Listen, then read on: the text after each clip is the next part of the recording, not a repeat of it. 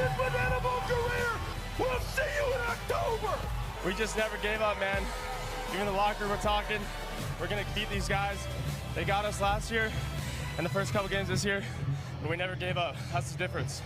And from one historic moment to another, the first ever pop-up game in Banana Ball history at Navasota High School in front of 1,000 people, the Texas Tailgaters, Savannah Bananas, and Kyle Markin welcomes you to the unction as he hits a 2-run blast in the first inning that walks it off for the Texas Tailgaters, putting them up 1-0. What about Jonathan Sunshine Looters, the inventor of the foot volley? 1, 2, 3, 4, 5, 6, 7 times Sonny goes off the legs and the feet to give you a trick play that you've never seen before. Hopefully you'll see it again, but you will never, ever, ever forget it. Sonny does that, and then his counterpart up the middle does this. Jordan Hussein, the captain of the Texas Tailgaters, a behind-the-back book it as the 10th trick play of the night. And while on the microphone, too, Jordan Hussein pulls out a special one. To end the ball game, the team who's just so trickery in the Tailgaters gets their 15th and final trick play to defeat the Savannah Bananas 5-0 at Navasota High School in Banana Ball's first ever pop-up game. From history to history. Saturday, the biggest Banana Ball game ever, 102,000 people. Chris Clark strikes out Dude Perfect's Tyler Toney at Kyle Field on the campus of Texas A&M in the top of the second inning to conclude matters. What a special moment that was for CC and those boys in blue and orange. And then Jordan Hussein. Ball four sprint. Typical ball four sprint, you'd think. No. Throw cells in the outfield. Fivers made it to second. He's getting to third. Errant throw comes back in the infield. Where's Jordan Hussein going? He's going home. And home now, Fiver. Tailgaters winning the Banana Ball Open and clinching a playoff spot 6 months early. High fly ball, straight away. Jose Gonzalez Jr., the Texas kid, puts it away. And the Tailgaters win the biggest Banana Ball game of all time. They hold on, 4-3 winners. If you're gonna come to Texas and you're gonna come at the king of Texas, you better not miss. For the first time ever, the Texas Tailgaters have swept the Savannah Bananas here in the Lone Star State, winning the smallest Banana Ball game of all time and the biggest Banana Ball game of all time in the same weekend here in East Central. From one piece of history to the next. Take it away, Sunshine. Jonathan Sunshine Looters breaks the Banana Ball single game trick play record with his 9th trick play here in El Paso. Sunshine, tip drill, book it, tip drill, book it. Sunshine, oh what a play, between the legs, tip drill to himself, book it, tip drill, book it. Jordan Barnes, between the legs for one, between the legs, Sonny, book it. But it's Sunshine, tip drill, bucket, trickeration, overload here in Texas. Hit out to Sunshine, between the legs, bucket to first, not in time. Hit the Sunshine, between the legs, bucket. Jonathan Sunshine Looters, Sunshine, between the legs. Taylor Justice, bucket. Tailgaters win 4-1, and they just broke the single game trick play record with 22 of them. Jonathan Sunshine Looters, 9 trick plays. Booking for the record. A week after the Tailgaters and Jonathan Sunshine Looters broke single game trick play records, the Tailgaters added to their historic 2026 again in Knoxville, Tennessee.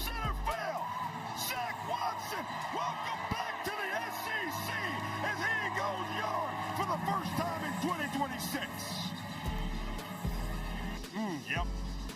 Full count yet again. Waddy! No, he didn't! His second yaya of the night! And he's volunteered himself for the call to nail it. The 1-2. Hit in the sky. On the infield. Sunshine. Get rolled to himself. Bucket. And the Texas Tailgaters have won the 2 biggest games in the history of Banana Ball.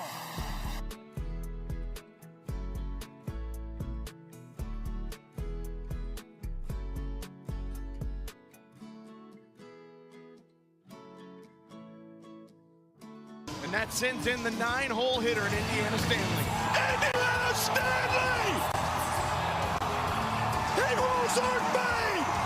They're bored right here at Corpus Christi! We're all tied at 3! This is Banana Ball! A heck of a game, this is bananas! No, it's not bananas, this is Tailgaters. Zach Watson, 180 feet from the Tailgaters' 14th win of 2026. Lope, deep left field.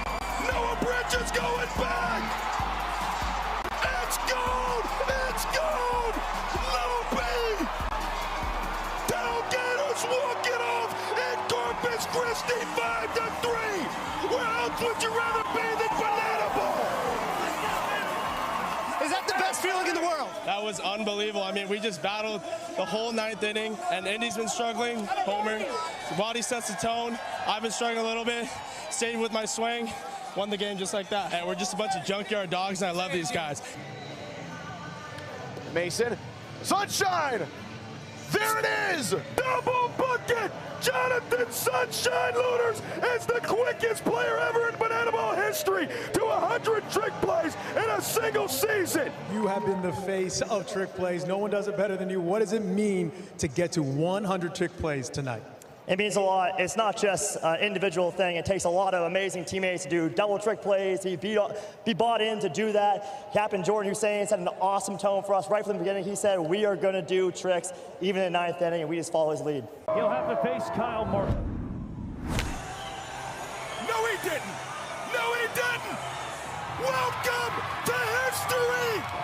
Kyle Martin is the new single-season home run king in the history of Banana Ball. 16 home runs, surpassing Jake Skull against the Party Animals. He does it in the 9th inning to pull the Tailgaters within a point. Kmart, deep right field. Did he do it again? That's 3 of them. The action has reached full capacity. Kyle Martin is the 4th player in Banana Ball history to hit 3 home runs in a single game. Okay, Myron, I've heard it's impossible to hit home runs here. You just hit 3, but what's it like to be this strong and do this? I don't know, man. I wouldn't make it. I got a hot dog going on right now. Oh, boy.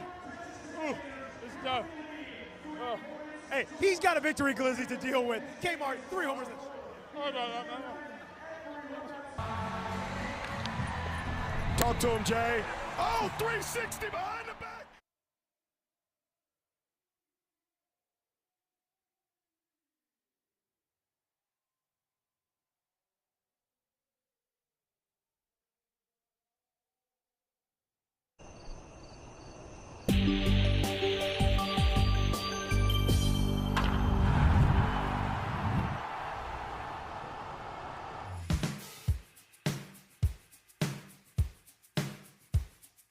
There's the power from Princess JB.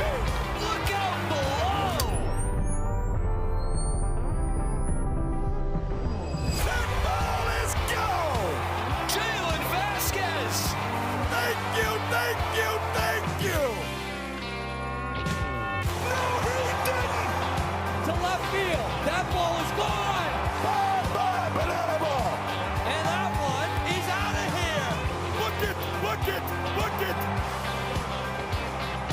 Taj, don't do it to him. Nigga Lopez wins it for the boys in blue and orange, 4-3.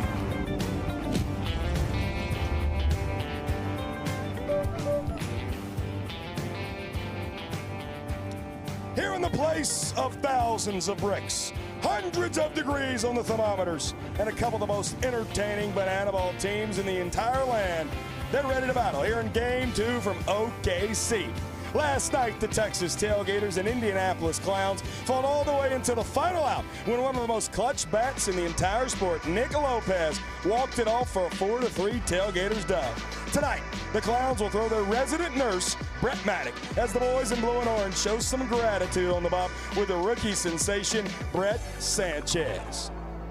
Come on in and stay a while. It's Banana Ball right here on the Texas Tailgaters YouTube channel. He's the voice of the Indianapolis Clowns, Cam Stewart. I'm Brett Loftus. Thank you so much for joining us on your Saturday evening. Cam, last night here in OKC, one of the best Banana Ball games we've seen this year, highly competitive throughout, but Nick Lopez yet again showed why he's one of the most clutch bats to ever play this sport. It didn't shock many that Nick Lopez ends up being the hero. These two teams, the last 4 games, have been so hotly contested that they've squared off against between Spartanburg and now here in Oklahoma City. It really had that feeling of whoever was going to be up last was going to win the ball game. It's exactly what happened. 2 outs in the 9th. Nick Lopez does it again. What a game. I know we're mourning that this is the final game of the year between the Clowns and the Tailgaters, so why don't we just look back at last night in Game 1. It was quite the ball game, and it all started in the second at-bat at the bottom of the first. Nick Lopez started off his showman night with a walk-off yaya in the home half solo shot, the first career Banana Ball home run for Nick Lopez from the right side, his 5th this year. Now, we must show you a little deja vu all over again. Jordan Barth, walk-off yaya in the home half of the second, a 2-run jobber from JB, and that was his 8th of the year, giving the Tailgaters a 2-0 lead heading into the 3rd. Clowns came back from 2-0 against the Savannah Bananas last week in Denver. They got to try and do it again. Joe Lytle with a run in, the bases loaded. Welcome back home, Joe, Oklahoma City native. Oh, no. Now that's just rude. What a catch by the kid. Leaves the bases jacked. The Clowns would get the point and win the inning. Next inning, trying to get a run home now. This was fair. It was foul. It was fair again. Eli Payton, too big a turn around first. He's going to get thrown out by Kyle Martin going back. This play went to review. This hits the safety bag, not the first base bag. So it ends up becoming foul. Eli Payton ball 4 sprint to bring a run home. And then the fans get involved yet again as a fan count foul ball, the second of the night. That went in favor of the Clowns, and this also in favor of the Clowns. Thing of beauty from Jalen Vasquez behind the back to Bobby Leday, double play. TP. Don't do it to him, Mr. Porter. Off the second deck, a 2-run home run from Mr. Taj, the quad father Porter, and TP puts the good guys up 3-2. Next inning, Clowns need to respond again with a man on Jalen Vasquez. Deep to right field and over everything. 2-run shot, the 5th of the year. For JV, the Clowns would win the point, tie the ball game back up again. Home runs galore, but what about defense? 4, 6, 3 like you ain't never seen. A double trick play, double play. And then in the 9th, it's Miller time and it's winning time. Reese Miller goes 3 up and 3 down in a 3-3 ball game. We roll on to the home half. Kyle Martin, all the home runs, all the golden batters. What's he gonna do? Softly hit to the right side. Oh no, Correll Prime boofs it. And Arrow will put the game-winning run on base for this guy. Nick Lopez, his 2nd game-winning walk-off in regulation this year, gives the Tailgaters a 4-3 victory, and them Junkyard Dogs were a barking last night. As we take a look at our final line score, about as close as you're going to get. Very close in runs, very close in hits. Just 4 more trick plays for the Tailgaters. Obviously, Nick Lopez and Jonathan Hughes started last night, but Jalen Vasquez, I think that guy's starting to get his swagger back. Absolutely. On both sides, you see not just the home run, but the 4 trick plays. How dependable he has been at second base and playing up the middle with Bobby Leday for this Clowns team. But Jonathan Hughes got it started, and he absolutely shoved. Not only the 7 strikeouts across 5 innings, but huge in inducing 7 trick plays. Usually when you throw a bunch of chairs at him, you're not getting a ton of trick plays, but allows the Tailgaters to deny the equalizer point too. So now, where did last night put us today in the Banana Ball standings? Obviously, the Tailgaters still on top. Close those ears if you haven't watched it yet. 3, 2, 1. The Bananas won last night. The Party Animals won last night. So very well right now. Tailgaters staunchly in the playoffs. Bananas staunchly in the playoffs. Big time run for the 1 seed. Coconuts Party Animals have separated themselves from the Firefighters and the Clowns as that 4th and 5th line starting to grow a little bit in Billings, Montana. Yeah, it's super interesting for the Clowns. Whoever wins, they're getting closer, or getting farther away from. Whoever loses, they're getting close to. They'll let the Party Animals and Firefighters just beat each other up. But again, 11 games left in the schedule for the Clowns, starting with today, 2.5 back of that final playoff spot with a 3 spot up against the Firefighters next week. Tonight is crucial. Tonight's crucial for the Tailgaters, hang on the 1 seed. It's also crucial for the Clowns to put themselves back in the playoff picture. We're talking about the playoffs, October 1st through the 4th in Savannah. But what are they playing for in Savannah that weekend? For an opportunity for 2 teams to appear in the first ever Banana Bowl. All 6 teams and cast will be there, but who will be the 2 teams? For more of the Banana Bowl, let's watch this.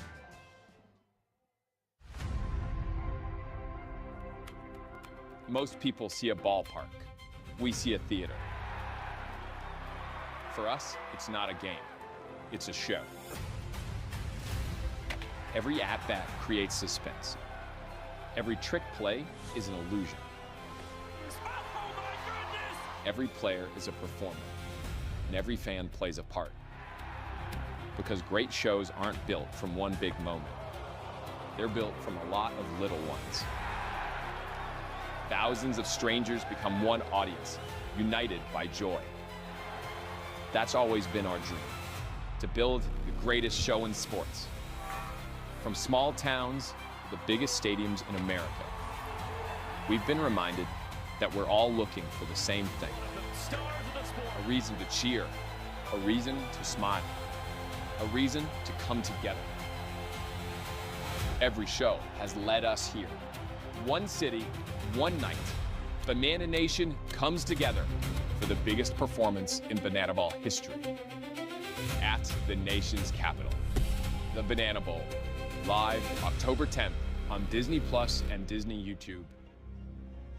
I cannot wait for the Banana Bowl coming up here soon enough. Saturday, October the 10th, Nats Park in Washington, D.C. You can watch it on Disney Plus. You can also watch for free on the Disney YouTube channel as part of our Fans First Promise. And if you want to join that ticket lottery, you can join it right now at bananabowl.com. Now, you only have until tomorrow night at 11:55 p.m. Eastern Time. Love the excitement that has come through with this announcement this week, Brett Loftus. I know we are going to be there with all the cast and crew from the 6 teams. Who knows, we might even see this matchup in Washington, D.C. 250th anniversary of our nation's birth, to go to the nation's capital. It is going to be, quite literally, the biggest thing Banana Ball has ever pulled off. I can't wait, man. And last night, we had something really, really cool happen. Obviously, the Tailgaters won the ball game, but something even cooler than that. Yeah, Reese Miller got a big couple of outs, but so did Gavin Miller from the Tailgaters social media. You caught up with him earlier today. Last night, in this very spot where we live and breathe, the Tailgaters social media coordinator, Gavin Miller, caught the first ever Banana Ball staff fan caught foul ball. As I tell you what, Gavin, your laptop in hand, Banana Ball flying at you. There's got to be one thing going through your mind, and it was. Catch it. That's it. That was the one thing. So I was obviously doing my job, log in, and all of a sudden, I just see this foul ball coming at me. And it's maybe 2 steps away. So laptop in hand, wasn't really thinking in the moment, reached over, grabbed it with the left hand, immediately tossed it to the fan, make that moment fans first. So it kind of peeled the curtain back a little bit. You were the first staff member in Banana Ball history to catch a fan caught foul ball, and you did it in favor of the Tailgaters. I think that probably won you some brownie points in that locker room for a while. What do you say? A couple of them. And the dude, I have the dude to thank, because if he didn't make this play last week, then we would have had a whole controversy of what would have happened.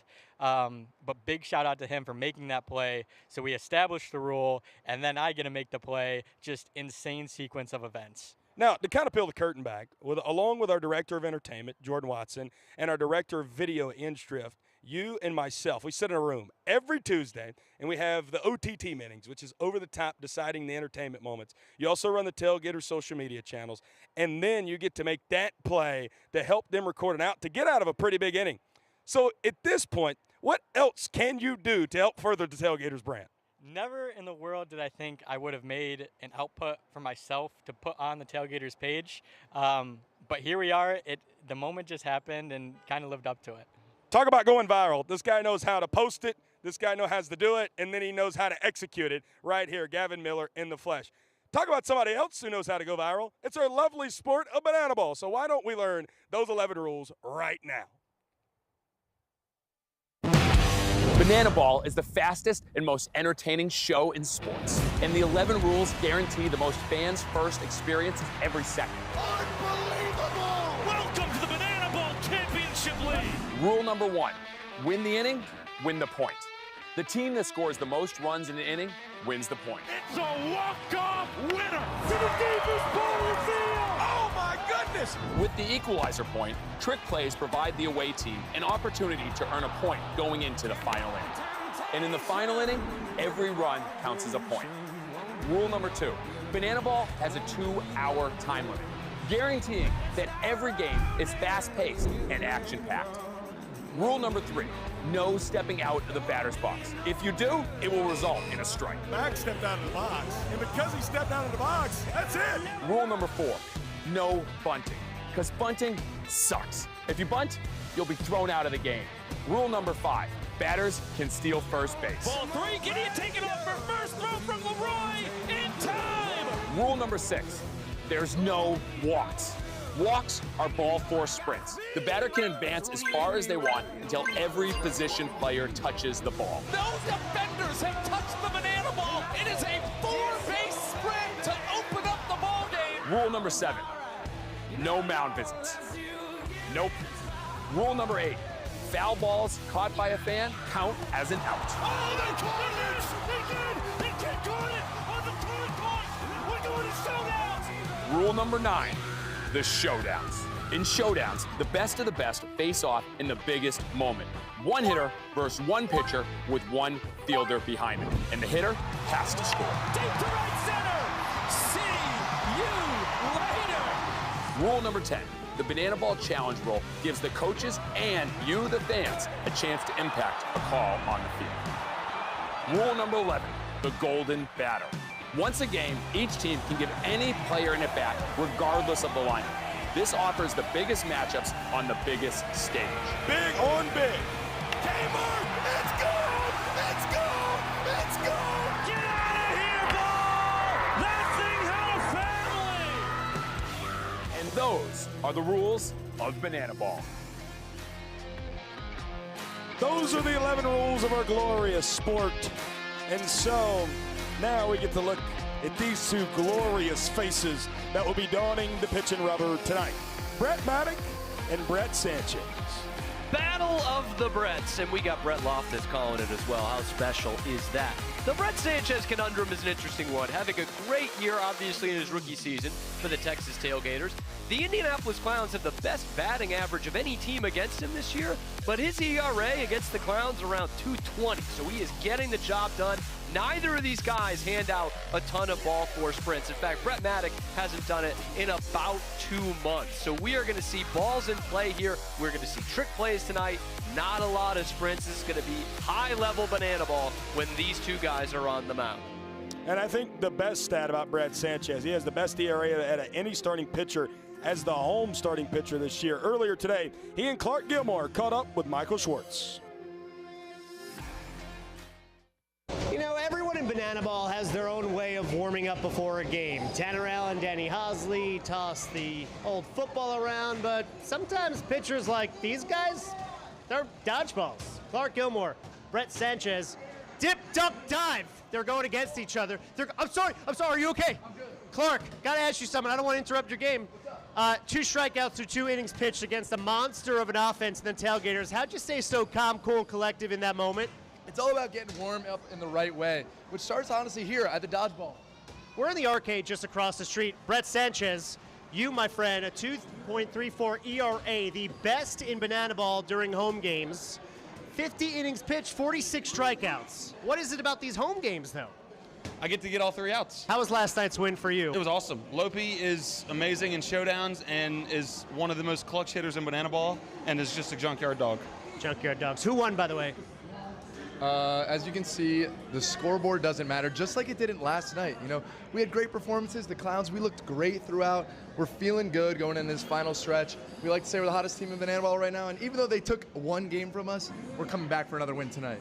And that's all. So the score doesn't matter? Score never mattered. Never mattered. It matters. Blue one. 2 of the most entertaining and talented guys in the entire sport. Brett Sanchez, man, what he's done this year is the home pitcher. We just told you, lowest ERA amongst all starting pitchers in home games. 46 strikeouts and a plus 12 point differential. Also the best among all starting pitchers at home. He's been incredible this year, and he looks to be incredible yet again here tonight in a home game against the Indianapolis Clowns. Yes, sir, Brett. Thank you. Thank you. Thank you. Brett Sanchez does that a lot when he takes on the Clowns. You see the 46 strikeouts in 20 innings as the home pitcher. Now, Brett, one thing that you and I do quite a bit is we do trivia. And we get to look out at this beautiful ballpark that's not even 30 years old, and we have done a lot of trivia back and forth this week. I decided to take that trivia to the Indianapolis Clowns earlier today. Are you smarter than a clown? Question of the day. There are 2 state capitals in the U.S. that have the entire state's name in the capital's name. One of them is Oklahoma City, where we are right now. We're going to ask the Indianapolis Clowns what the other one is. Is it Kansas City? Oh. Iowa City.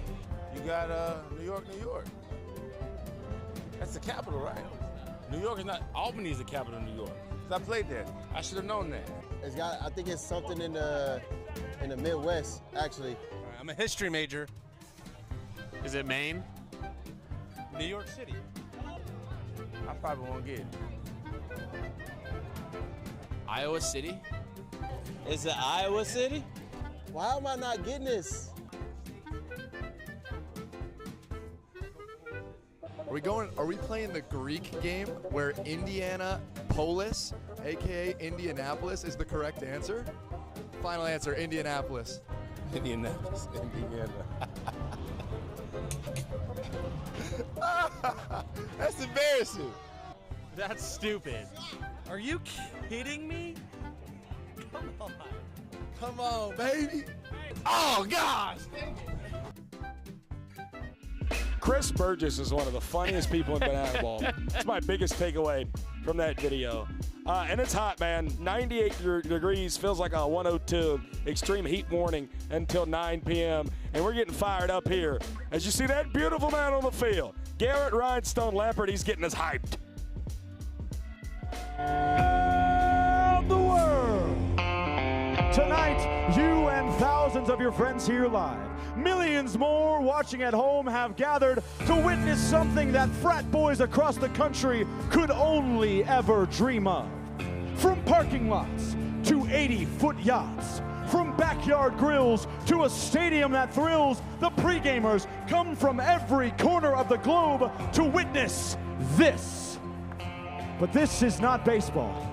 No, this is the arena where these Texas two-stepping, tradition upsetting, big hit getting ball players await the opening of the gate to deliver a Texas-sized beatdown to whoever lines up across from them. And tonight, ladies and gentlemen, well, it looks like the Indianapolis Clowns are about to find out why you don't mess with Texas. But no, this is not your granddad's pastime. This is not just another night at the ballpark. No, this game is baseball by birth, but it's fruit by name and an absolute worldwide phenomenon by the grace of God. So now is the time for all of you here in Oklahoma City to get up on your feet and give me your voices. Because this is the greatest pregame in sports, and it never ends. Ladies and gentlemen, this is Banana Ball! Oklahoma City, get on your feet and welcome the starting lineup of your Texas Tailgaters. From the Flashpoint Grill in center field, number 2, Zach Watson.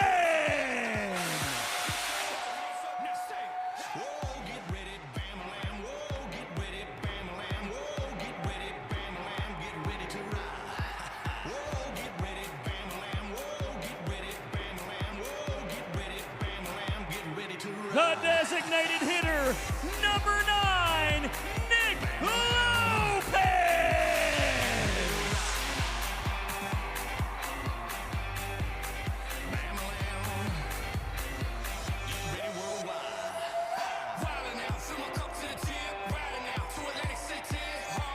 In right field, number 27, Kyle Martin.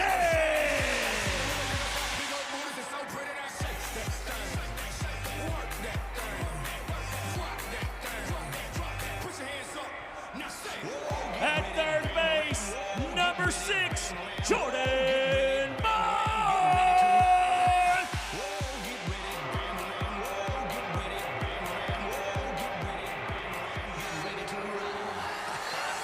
At first base, number 85, Taylor Justice.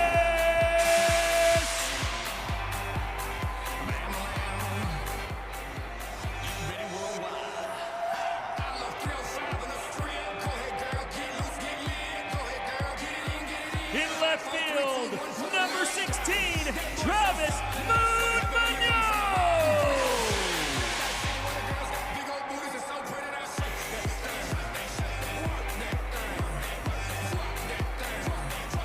The extra hitter, number 28, Brother Jose Gonzalez.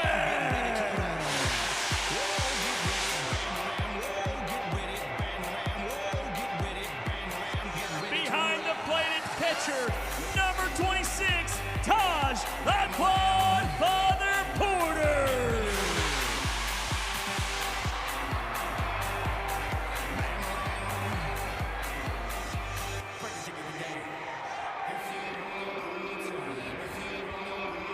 At second base, number 11, Matt Danford.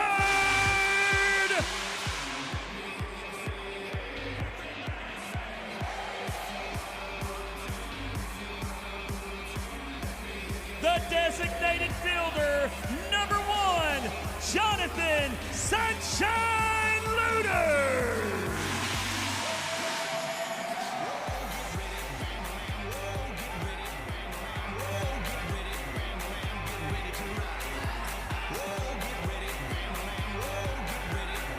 At shortstop, number 5, Jordan Hussein.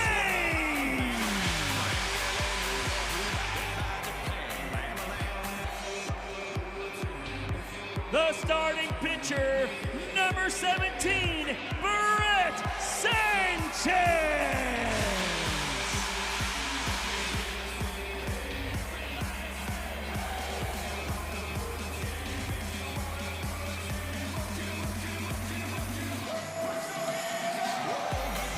And leading the party is head coach Joe Mikulik, assisted by Coach Penny and Coach Andrew, father of the tailgate, Bartman.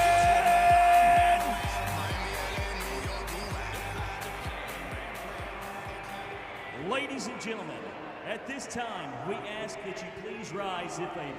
Remove your caps and join us in honoring America with the singing of tonight's national anthem. Please welcome to the field, Emily Sullivan.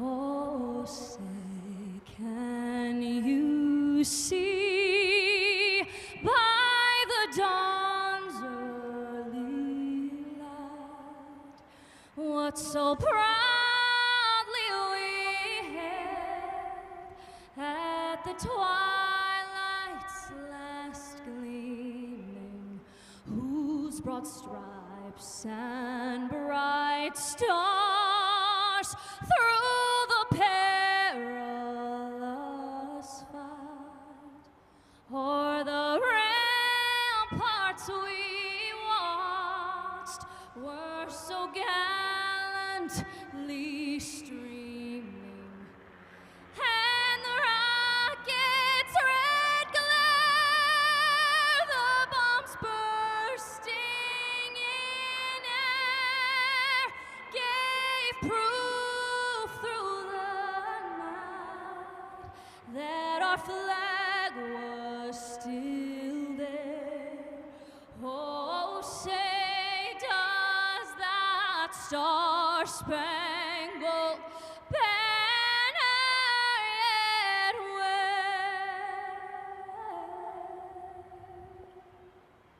wave for the land of the free and the home of the brave. Oklahoma City, give it up for Emily Sullivan! How blessed are we that on the 22nd day of the 8th month of the 2026th year, that we sit and we live and we breathe in such a space that contains the Indianapolis Clowns and the Texas Tailgaters here in the great city that is the 405 of Oklahoma City.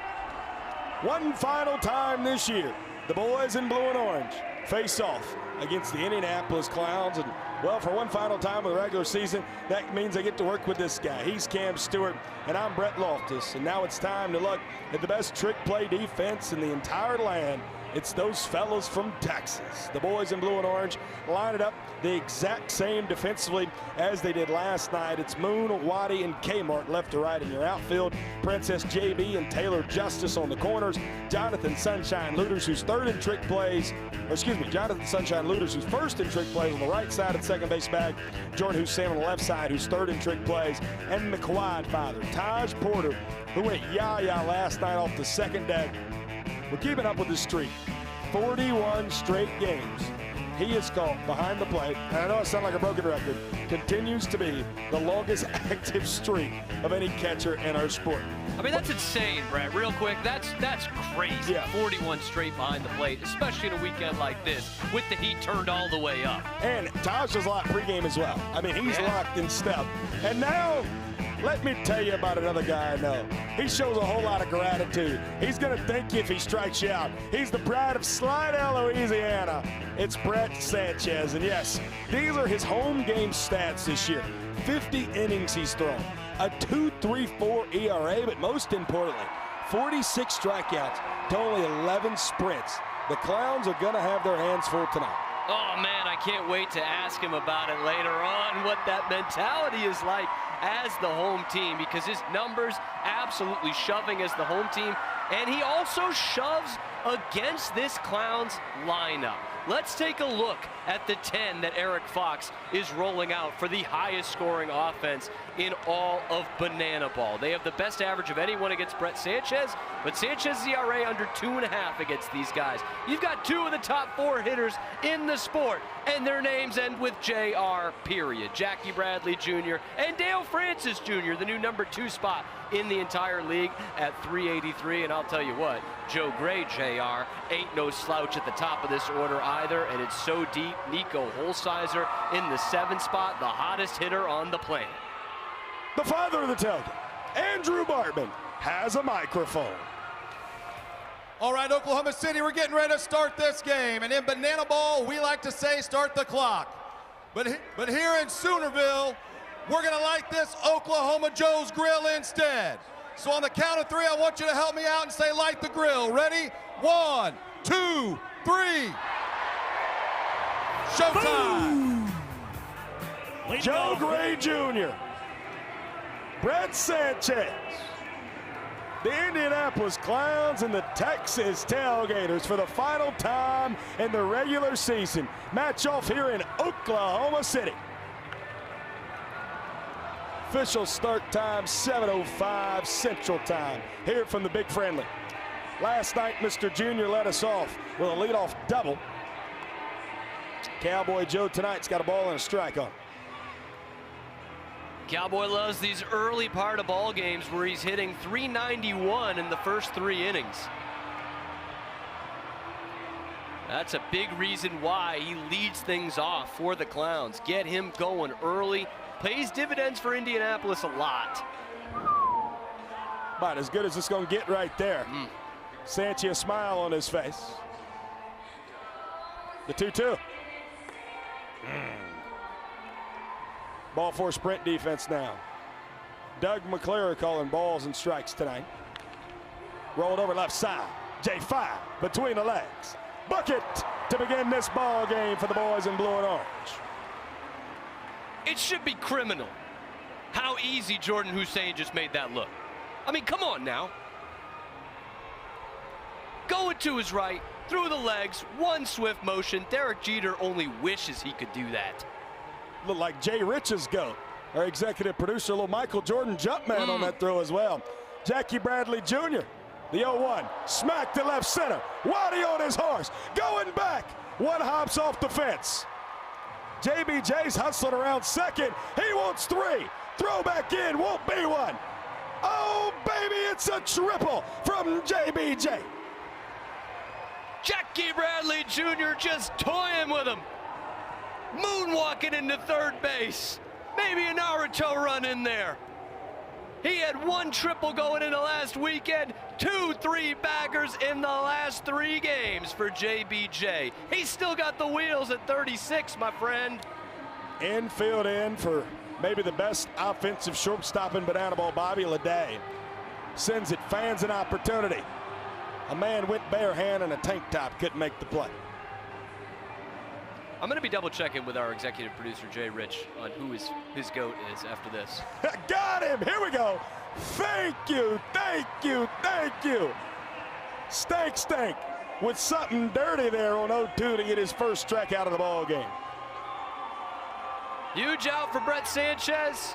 Joe Lytle, the Yukon, Oklahoma native. Rocking a little throwback there. That's awesome. A dude who grew up coming to this ballpark as a fan, playing in this ballpark in high school and college, from right down the road in Yukon. How cool is that for him, huh? Didn't get a warm welcome from the hometown fans last night. 3rd inning, bases loaded, 2 outs. He fouls one out to the fans. That's just mean. That's just rude. I will tell you this, though. These folks love him in OKC. We had Joe Lytle on the stage show today, and I have not heard that many people cheer for one guy in a long time. Entire plaza erupted. The 1-1 poked. Foul. Don't worry, Gavin Miller's not over there tonight. We got to keep an eye on him. We really do. Tailgaters social media coordinator, the first staff caught fan foul ball. And Brett Sanchez goes, thank you, thank you, thank you. Back-to-back strikeouts to strand a runner 90 feet away and to throw up the first 0 for Sanchi tonight. I think I've seen this movie before. 1st inning last night. Tailgaters get around a runner at 3rd and 1 out. 1st inning tonight. They get around a runner at 3rd with 1 out. Zeros in both of them. It's going to be up to this Clowns defense to keep them off the board and keep us scoreless after 1. Bobby Leday, he has been excellent all season long. By far, the Clowns leader in trick plays at 107, and shows you the depth they have in this infield. Jalen Vasquez turned 4 last night. It's Matt Wolf in there tonight as your designated fielder and playing second base. An interesting note, Eli Payton, those 40 trick plays, that's coming from the hot corner at 3rd base. He gets his first start at catcher since that series in late June in Fargo. He will be behind the plate tonight after Burgess had it last night. He'll be doing the catching for the registered nurse, Brett Matt, who takes to the mound, and he has had some success against the Texas Tailgaters this year. He's had success against everyone the last 2 months because he hadn't given up a ball four sprint in 62 days, but had a scoreless 4-inning performance against the Tailgaters last time out in a Clowns victory. Zach Watson will lead off this Texas Tailgaters lineup here tonight, who looks awfully the same as it did last night. Obviously, it's Waddy, Lopez, and Kmart, the first 3 guys in the order.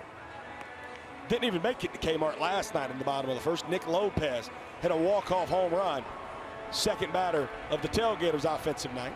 Chris Burgess barehanded snag over there in front of the Clowns dugout. Waddy 0 for 3.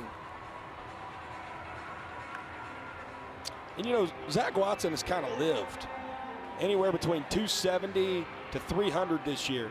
Currently hitting 280, trending back up right now. Smoked, deep right field. Nico battling with the sun, lands on his bottom half, but still catches the banana ball for out number 1. Man, Waddy can't believe it. He put a ride into that one. My bad. My bad. Hate to do it to you.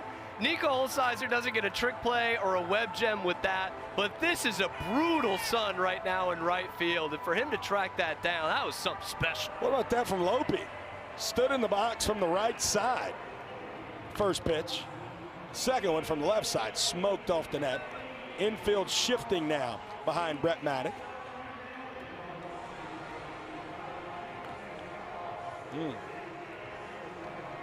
Lope, obviously our superstar last night. Went 3 for 4, a home run, and the game-winning walk-off double to end the ball game.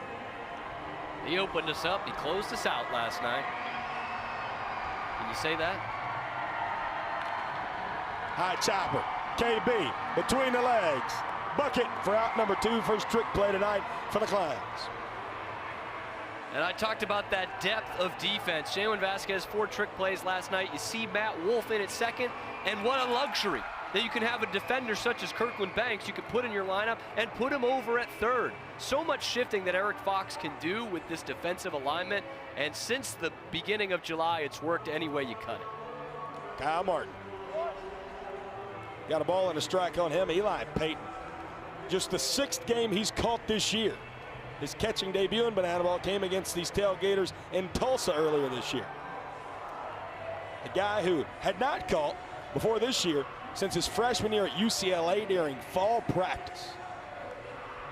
He'll stick that one, but it won't land. 3 balls and 1 strike in favor of Kmart.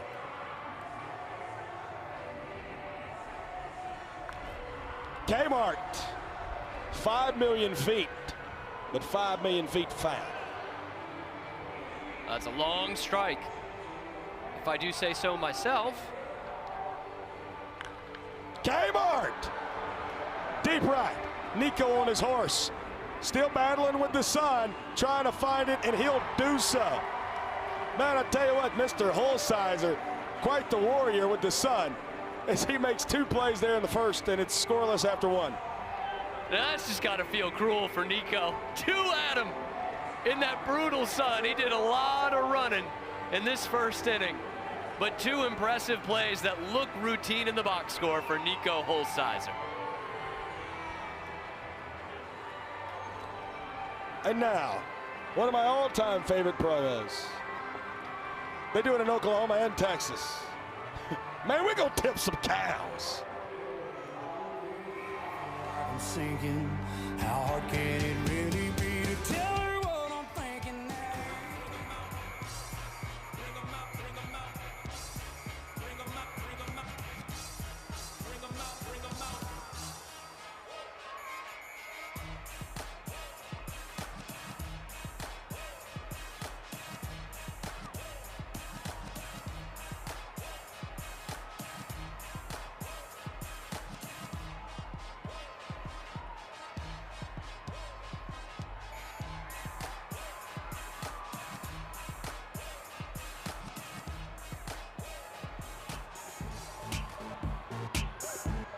In this great state of Oklahoma. Let me tell you about somebody that I love. In fact, he's one of my best friends on this entire planet, Brett Sanchez. How are you, my friend? Oh, man, I couldn't be any better. You got to face Dale Francis Jr., Correll Prime, and Nico Holsizer. How thrilled are you to face this middle of the order for the Clowns? That's a dangerous lineup to have to face. I'm not going to lie. But. Oh, heads up. Oh, my God. You had a better angle than we did up here. There's people sitting on buckets over there. Did you say buckets? Yeah, buckets. Bucket. Give me a thank you here, huh? Oh. I'll give you a trick play. Sonny. I'll give you a double trick play. Between maybe. the legs. Taylor. Yeah. Bucket. Called by Sanchi. That's way better than 3 thank yous. I'll give you 1 thank you for calling it there. Thank you, of course. Yeah. Sanchi, last week. Hey, Prime says hi. Tell Prime I said hello. Hey, Prime! He said hey! He can't wave? What is that? What's up with that, Sanchi? Hey, Prime! Wave to him! Hey, Prime! Hey, Prime! That's awesome, man. All right, facing a pro like this, Sanchi, I don't do this for too many guys. I just want you to talk us through facing Prime. I have no approach. That's not a good pitch, though. Change up. I put all my faith into Taj. He faces all these hitters a lot more than I do. So, I throw whatever he calls. All right, 1-2 here. Here we go. Thank you, thank you, thank you, Brett Sanchez. Your hips ever hurt from doing that too much? My hamstrings are on fire right now. On fire. I don't know if I didn't stretch well enough this morning, but I'm feeling her. Brett, you might need to put some more balls in play here then. Oh, that was 97 miles an hour. I hope you know that, Sanchi. Unofficially, of course, 97 miles an hour. Brett, I want to ask you about the home splits. You have been shoving all year, but as a home pitcher, you're one of the best in the league. Is that a mentality thing? I played a lot of my college ball at Belhaven, and we played a lot of games in Texas. And just kind of to get back to Texas, I'm used to it. I'm used to the air. The ball feels better in your hand. And we got another trick play here. Nope. Maybe a fan call foul ball, though. Oh. Sanchi's good at home. He's also been good here in the second inning. What you gonna throw Nico? Face away from him when you say it. I want to thank you here. Do it. Do it, Sanchi. Do it. Here we go. Dang it. Dang it. All right. So what was that? You went to your curveball there? No, that was change up. Change up. Why don't we throw a slider about 7 million miles off the plate? There it is. Good. Good. I liked it. I liked it. I shook to it, Brett. I liked it. All right. This one's yours and Taj. Dang it. You went back to it. I liked it there, though. Jordan Barth in a crow outfit, huh? Oh no. Don't say that, Sanchi. I didn't say it. Yep, you did. You stopped yourself. That was good. All right. Holy. Well, I got good news and bad news for you. Which one you want? I lost 1 week of being mic'd up for saying the first half of that word. Yep. Yeah. No. The bad news is there's a runner on third. The good news is you have 2 outs. Yeah. And you got out of the same jam in the first. Yeah, I trust my defense. Here we go. I trust them. Let's see them do something. Double trick play. I need it from you if they do it. Double trick play. Sanchi, it's all you here. Say the thing. Hey, book it. Book it. Attaboy, Brett Sanchez. Hey, man, I just want you to know you're going to be a perennially mic'd up guy because you did stop yourself and you had a heck of a performance. I love you, Brett Sanchez. I love you. Thanks, Sanchi. If you watch Banana Ball, I'm going to just tell you something, and you don't love that guy, I don't know what to tell you. He is one of the very best people in this sport, one of the very best pitchers, now one of the very best promos. Bullshit race. Joining me here on the right field foul line are our 4 sheets. They're going to race all the way around the infield on the grass until the finish line. Let's meet our competitors. We've got the red sheet, the white sheet, the blue sheet, and the orange sheet. All righty. Racers, on your mark, get set, go! All righty, we're 4 sheets to the wind. It's red, white, blue, and orange. Orange and red. Oh, no, red's hit the ground. Blue is stopped. Orange is behind. The white sheet way out. Oh, no, here comes the bull. Oh, no. Topples over red. Tries to hit orange. Blue, he's not worried about it. White. Oh, wow, wrestling down. But here comes blue. Where's the bull going? The bull is a juke move. Forward tackle. Red's back on his feet. It doesn't matter. The bull wins, and then the white sheet, a cartwheel. That's chaos. And that's Banana Ball. I think the sheet's got the horns right there, Brett. I think those are the real muscles from whoever was in the bull suit, which appeared to be my good friend, Mr. Universe, Trey Jones. Where's my good friend, Jordan Barth? And his bird friends? Who is this? Hello, everybody. I'm doing bird calls for the Texas Tailgaters. First, the majestic bald eagle.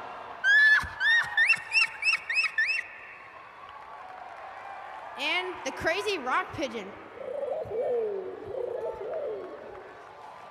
And a grumpy great horned owl. A hot and snowy owl.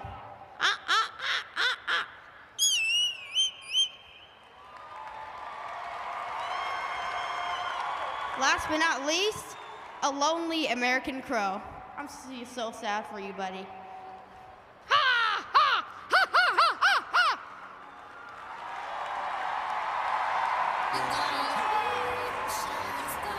Are you serious?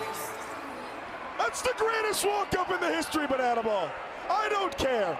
It's Samuel Henderson, who has went viral for his bird-making noises, along with his mother Lori on social media. Over 500,000 followers on Instagram. He just made the official Atlanta Hawks NBA schedule release video.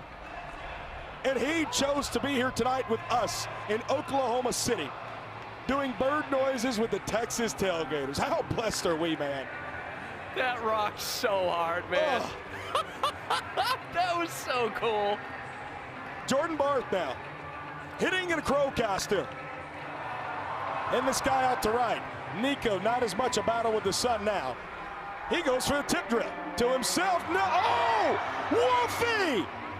Wow! Cannot make the play. Well, that'll go down as a trick play missed on Nico Holsizer. What you got here, Cam? Oh, Nico had it. He had it. And I think he's looking up at Wolf as the ball's hitting his glove. You see that with wide receivers all the time. Wolf has got another catching contraption in there. Keep an eye out for that. Grub and Peanuts trying to switch hats, of course. Don't get that too close to Peanuts' mouth. He is allergic to peanuts. Both of them are bald, of course. Mean. My dad's bald, I can say that. I have bald friends. 3 balls and no strikes to Taylor Justice. Drake Toll tells both of us that we're balding. I've heard it a time or two. Yeah. It'll come for Drake Toll someday. It will. Those maybe locks. next year, maybe 50 years, but it'll come for him. I got an electric razor at the house for him. Left side, Bobby. Oh, yeah. Wolfie, behind the back. Oh, Prime behind the back. Bucket. Too clean from the Clowns defense. Ooh, that had a whole lot of nasty to it. The good kind. On a sharp hop, Bobby Leday, Matt Wolf doing what he does. And Carell Prime, boy, did he want to see the ball go through his glove tonight. After that 9th inning last night, looking as smooth as ever. Look at Prime do it again. Through the legs, the flip. Carell Prime. It is 7:24 Central Time, but it's prime time at Chickasaw Bricktown Ballpark. Man, battle of the Bretts. And these defenses have given us quite the 2 first innings. No runs. 5-4 Tailgaters lead the trick plays. It's been all of these defenses thus far as we roll on to the 3rd frame. And now we get to look at what if, just if we can, if the playoffs started today. Oh. Well, I'd be a happy camper because the Texas Tailgaters would be sitting in the 1 seed and they would be playing that man we were just talking about, Drake Toll's squad and the Party Animals. The Coconuts and the Bananas would be playing at 2 and 3, and well, unfortunately, the Firefighters and Clowns would be watching from the house. You know, Bill Belichick used to show the Patriots horse races in the middle of the season. He'd stop it halfway through and he'd say, fellas, who do we think's gonna win? And everyone would throw out their answers, throw their predictions, sometimes even throw money out there. And then the old ball coach would stop it and say, it doesn't matter. It's not over yet. The Firefighters and the Clowns, boy, they have been hotter than an Oklahoma City Saturday night the last month or so. They are in hot pursuit of that final playoff spot, and they're all trying to get to that Banana Bowl. October 10th, Nats Park in D.C., of course. You catch that on Disney and for free on the Disney YouTube. But good news is, Brett Sanchez is back out on the mound. There is no but. It's just good news on top of more good news, really. Brett Sanchez back on the bump. Well, 3 strikeouts for Sanchez so far, so we've seen his butt a few times. That's strong out of you, Cam. We don't need another helium situation like Spartanburg. Shut it down. I'll tell you what, though, he's left runners at third in each of the first 2 innings. Brian Dancera, foul, but lands over the roof of the Oklahoma Sports Hall of Fame down the left field line. Oh, that hit Patty Gasso's bust in the Hall of Fame. Bummer. It's the Jim Thorpe Museum at the Oklahoma Sports Hall of Fame. That just should go ahead and tell you how good of an athlete Jim Thorpe was. Got him! Frozen pizza! Thank you, thank you, thank you! That dude is insane. What's hotter, outside or his hamstrings right now? Wow. He's going to need some icy hot. He might need some Tylenol. Do some stretching, Sanchi, if you're going to do this all night. Wow. Landed right here on the second deck. A couple of our staff members, another opportunity to catch it here tonight. KB fouls another one back into the net. Brett Sanchez, another 0-2 count. Gavin Miller saw another moment there, Brett. Made the play of the game last night. That was a little over his head. Sanchi. What's he doing? A little line dance? A Sanchi 2-2? Yep. Here we go. Sunshine's doing it as well as Zach Watson. 360. Rude dude. Ring dude. Nah, it's rude dude. I'm playing. KB out to left. Travis has it the old-fashioned way for out number 2. Now, I was told pregame, Kirkland Bakes and Brett Sanchez have a bit of a friendly wager that does not involve money. As you see KB with a big smile going past first. Just have to see the future remains of what that yields. Oh! Hit right over our heads. It's not impossible for us to get a foul ball in the press box here. The only problem is if we do get a shot, it is going to be hot. Just a bit inside. You know, I watched Major League the other day for the 17th time. I miss Bob Uecker, man. Oh, God you ever just rest watch his his soul. late night interviews, man? When he had that advertisement with a major alcohol company that I won't name, that's when he was at his very best. Trick pitch from Sanchi. Got him! A bucket on top of a thank you, thank you, thank you. Tremendous insanity. How blessed are we to exist in the same time as that being Mr. Sanchez? And how blessed are we to throw it down on the field with Jolie Chabala with Bananas Foster. The United States, there are over 400,000 children and teens in foster care without a permanent home. To raise awareness and support this community, we created Bananas Foster, the official nonprofit of Banana Ball. Our organization is dedicated to celebrating the foster care community while educating and inspiring others to get involved. Tonight, we're celebrating the Grady family. Lenora was a teenager who experienced foster care and knew that someday she wanted to make a difference. So she started working for the state of Oklahoma, recruiting foster families to open their homes. In 2018, she became a single foster mom, and since then has welcomed over 20 children and teens into her home. Fans, please join us in celebrating Lenora and her village for making a difference right here in your community.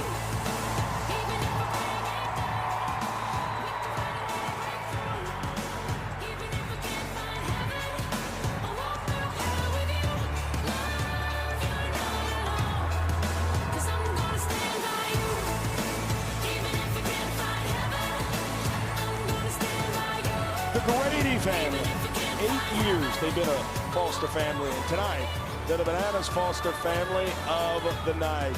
If you'd like to also support Bananas Foster, you can do so by texting BUNCH to 50155. So special, man. So many special moments, but this is always the most special of any Banana Ball game. And the authentic way that both teams love getting out there, man. It's hard not to get a little emotional every time, Brett. No doubt. It really is. 100%. See those kiddos down there playing with Sunshine on the field. As Sunshine will carry one of the children off. That's also bad. Bottom of the third. That means we have 7, 8, 9 for the Tailgaters coming up to the edition, a 0-0 game. That also means I get to talk to my good friend who's a catcher, so they say. Eli Payton, how are you tonight? That's what they say, catcher, baby. I am doing great. Brett's looking great. The boys are buzzing. You know, it's a great night. Thank you for saying I'm looking great tonight. That means a lot to me. That means really a lot to me, Eli. I know you meant Brett Maddock, but I'll take it as me. Hey, it's all Brett's, man. It's all Brett's. Eli said it earlier. You made your catching debut in Banana Bowl in Tulsa earlier this year. You had not called in about 8 years, going back to the fall season when you were at UCLA during your redshirt freshman season. What has been the comfortability being back behind the plate? Well, I got to shout out Skelly, our bullpen catcher / manager. He's been awesome helping me ball feed. Sorry, I'm mic'd up. Tell Doug we say hello. Doug, the announcer say hello. Brett Loftus, he says what's up. Always good to have a good relationship with them, Eli. Good pitch, Bubba. Oh, yeah. All right. There you go. Oh, baby. It's all right. One back. Eli, if you will, just talk us through it. Here you go. We got a fastball outside corner. Missed a spot. Oh, brother. Deep right. Foul. I honestly thought that was a great foul. This wind's been kind of wicked. I was just testing it. Eli, tell me this. I'm mic'd up. No. He's like, my bad. Eli, tell me this. How hard has it been to see the ball this weekend here? It's been a little tough. It's got some shadows and stuff, but it's all good. I mean, our guys are swinging it. Maybe I'm not, but that's okay. Not yet, Eli. Not yet. Not yet. Come on, baby. All right. Let's go. You got 3 here. Yep, 3-2. Come now. Gotta hit it. Thank you. It's a good throw out of you. Thank you, thank you. Oh, Get brother's him, trying to go get for him, 2. get him. Did they get him? Not in time, says Randy Voss. A 2-base ball 4 sprint. I'll tell you what, it's not something that happens often. It's been 62 days since Brett Maddock issued a ball 4 sprint. Yeah, it's unlike him. He's gonna get back to it right here. Maybe infield flyout or something. What do you guys think? I like it. I mean, if you could, Taj doesn't have to hear us, but you can tell us what you're calling. We're going to change it. Okay, that's good. Great pitch. Yeah. Taj, he didn't hear you. Good question, Taj. Good, baby. All right, what's the put away here, Eli? I think we gotta go back to it, boys. Yeah, might as well, huh? Yeah. We'll bury it. Yeah! Good call, Eli Payton. Oh, come on. And that's television. Great job. Eli Payton has a future in it.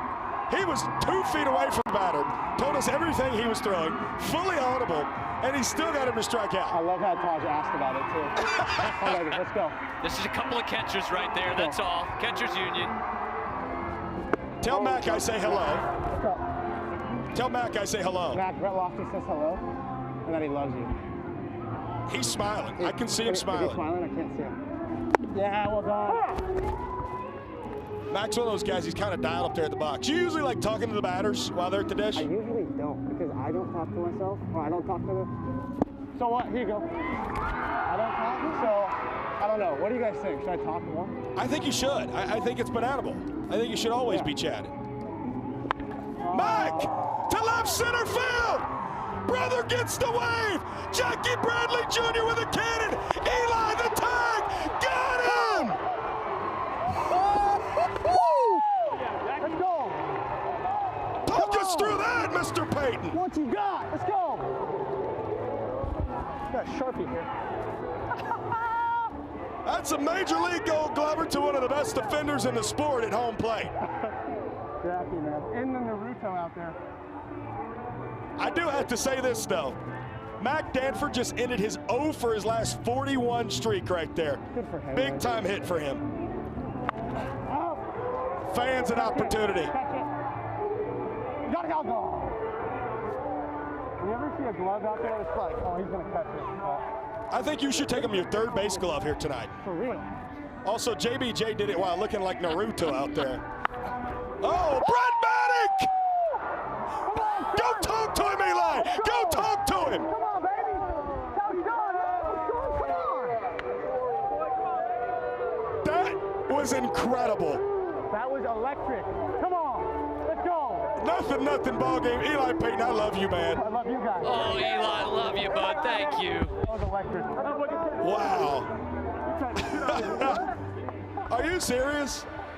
Eli Payton tags a guy out, calls a pitch that almost gets his pitcher's head knocked off, and then Brett Maddock just says, oh, don't worry, I have that. Look at how fired Eli was up right here, dude. Way more fired up than Maddock. You see the veins in his neck. Brett just did the old, yeah, I do that. That's my thing. Can I tell you something, a secret between me, you, and God, if you will? Please. This is one of the most electric 3 innings that I've never seen a run scored in Banana Ball history. We got defense galore, we got pitching galore, we got defense galore. Now we got stuck in the middle galore. Taken that literally as we've taken 2 sets of 3 siblings and tied them hand and foot together. Now it's going to be up to these sets of 3 siblings to run out to the middle of the field to these piles of cornhole bags. The first team to successfully throw a cornhole bag onto the board will be our winners. Let's meet the families. We've got Garrett, middle child number 1, and Emerson. We've got Bria, middle child number 2, and Finley. Ladies and gentlemen, this is Stuck in the Middle. Alrighty. We're going in 3, 2, 1, go! Alrighty, they're making their way, putting the fun in dysfunctional family. Everything you got. Don't worry, we're all on your time. They're making it work, communicating like only siblings can. Garrett, Emerson, and middle child number 1 are making their way to the cornhole bags. It's still anybody's game. Here we go, we're to the bags. We need some big throws.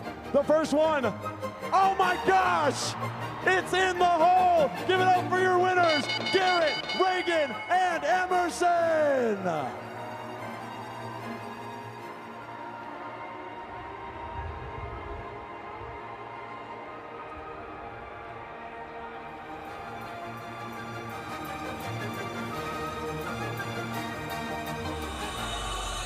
Take me home tonight. Oh, down beside that red firelight. Oh, Brett Sanchez. Wow. Been incredible, as has been Brett Maddock tonight. 1 hit for both sides, 6-4 in the trick plays. And Naruto, also known as Jackie Bradley Jr., somewhere in the stadium.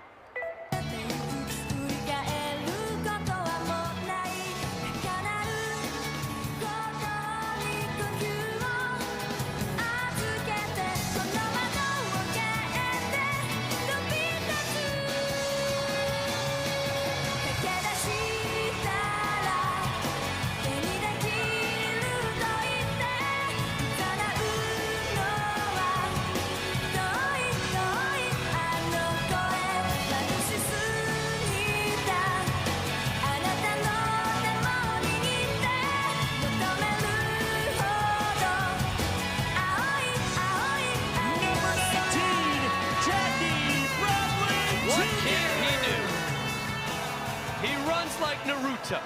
He throws like Roberto Clemente. And he hits like, well, Jackie Bradley Jr. in Banana Ball. Just 4th in the entire league at 379.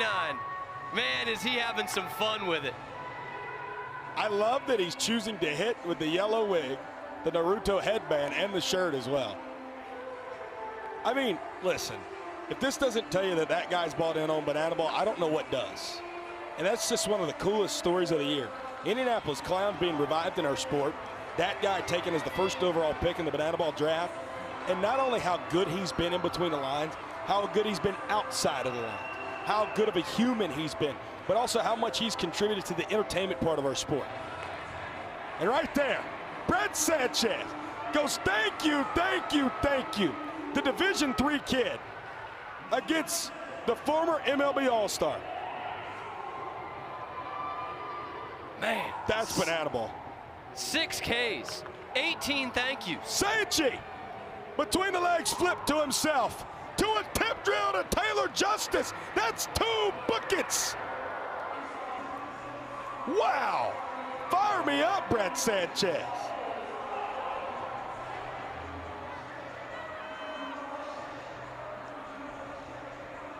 Everything Brett Sanchez is doing right now has been absolutely perfect. We've got a good old-fashioned pitcher's duel in this ball game. Are we going to have some more of them? Jordan Barth, behind the bag, you bet! Bucket!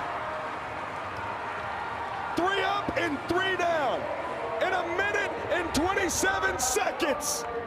Hum now, Sanchi, hum now. Did I mention everything he's doing is working? I mean, come on. Man, this banana ball game makes me feel something. You know what else does? Saying hello to the baby. Ooh, ah. You can follow along. We're going to start by waving those arms high in the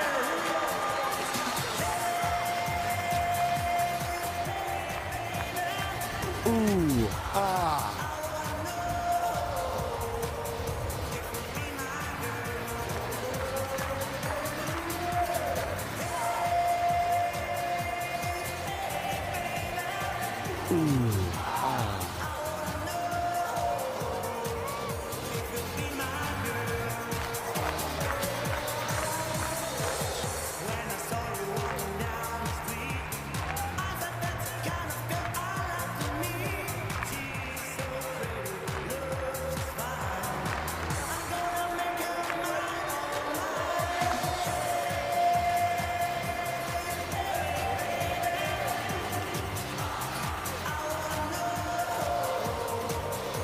I think we should ooh-ah him. Why not? I'll do the you do the ah, okay? Ooh. Ah.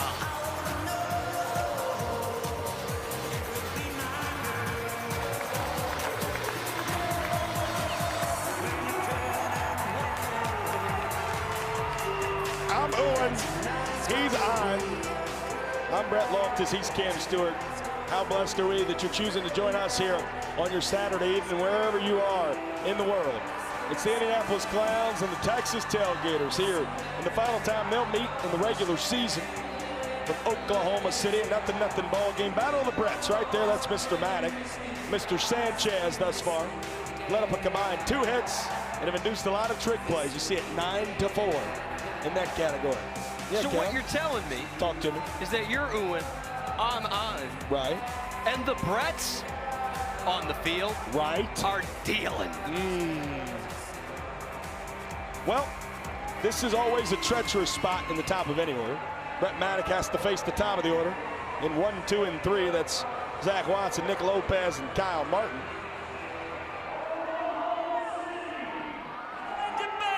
Is one of our female athletes in banana ball, number 34,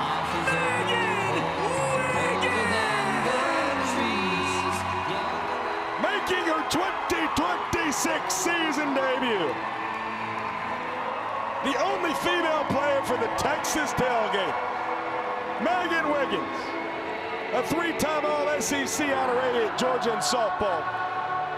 Was a 1-time All-American, and in her 2nd year for the Tailgaters. She gets her first plate appearance of 2026.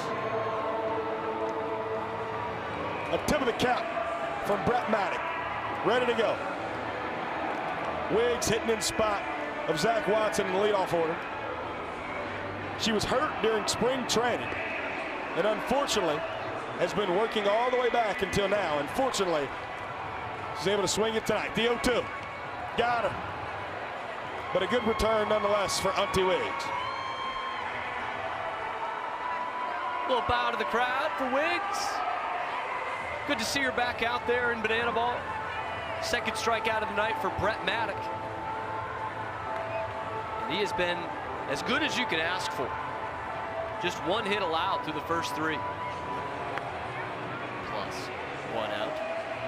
Let's call it 3 in the third. You know I can't do fractions. Well, now I haven't gotten there yet. No spoilers. That's the Baylor degree. Ideas in mathematics.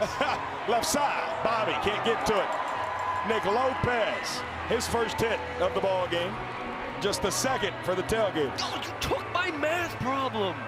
I was gonna tell you it was the second hit. You still can, go ahead. 1 + 1, second hit. I'm sorry, I didn't hear that. Was that 2 hits? Hey, I think we're waiting for the cue here. Andrew Bartman's got to dance.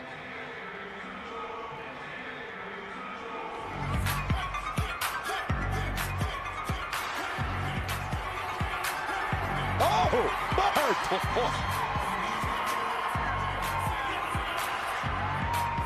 Hey, Lope! Lope couldn't keep it together. Heck, neither could I. Oh, man. What you know about Missy Elliott losing a little control, man? That was good. I want to hear Bartman sing that part backwards. That was one wavelength right there, man. That was beautiful to see. Kmart. Deep right field. Nico at the track for out number 2. The wind. It's got to be the wind. Yeah, it's got to be. It's blowing in. Or as you'd find out in Major League, it's too high. It's too high. Too far? Not far enough. Who cares? It didn't go. Oh, man. Talk about the heart in your stomach when Kmart connects like that. Nico's had to make some plays here tonight. And now Jordan Barth, who homered last night's at the dish. It's been elementary for Brett Maddock, but it's been a field trip out there for Nico Holsizer. All over the place. Check on Lope. Ooh. Brett Maddock almost got him. Good move from a right-hander. Up the middle. Bobby can't get to it. And a big-time bat flip from Jordan Barth. Pants down there for Matt Wolf. First and second now. Bat up in the air. Draws on the ground. That might be the highest bat flip I've ever seen for a single. Look at this. Oh, that's incredible stuff. Got like 3 feet of air that time. All right, big-time situation. First time that Brett Maddock's been in trouble all night. First and second. Only one that matters is that second here in 1-0 against Taylor Justice. Grounded in a double play is only at bat tonight.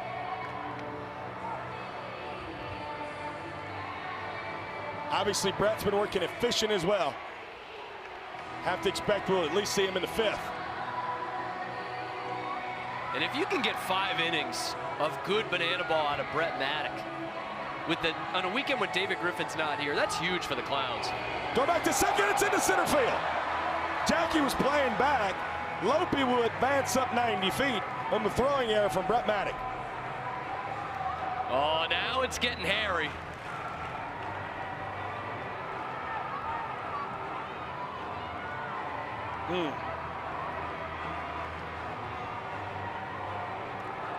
All right, 3 balls, 1 strike. Ball 4 sprint. Brings home the first run and point of the night. And it will. Taylor Justice with a walk-off RBI sprint. And the boys in blue and orange lead this ball game 1-0. It was as close as you could get if you're Brett Maddock. And now with the point on the board, the heat has been turned up. Michael Schwartz, what's the weather out there? It's 91 degrees right now here in Oklahoma City. Pretty dry, not so humid. We got clear skies. It feels like 100 degrees yesterday, and it's so hot that I think that the fire in someone's chimney is a little jealous right now. Hey, Daniel Foster, you just came out here. You know what we should do when it's hot? I think we should eat some ice cream. Let's be fans first. Who wants ice cream? Who wants ice cream? Wait, ice cream. Wait. We're gonna feed. We're gonna feed. Who wants it? Who wants it? Who wants it? There we go.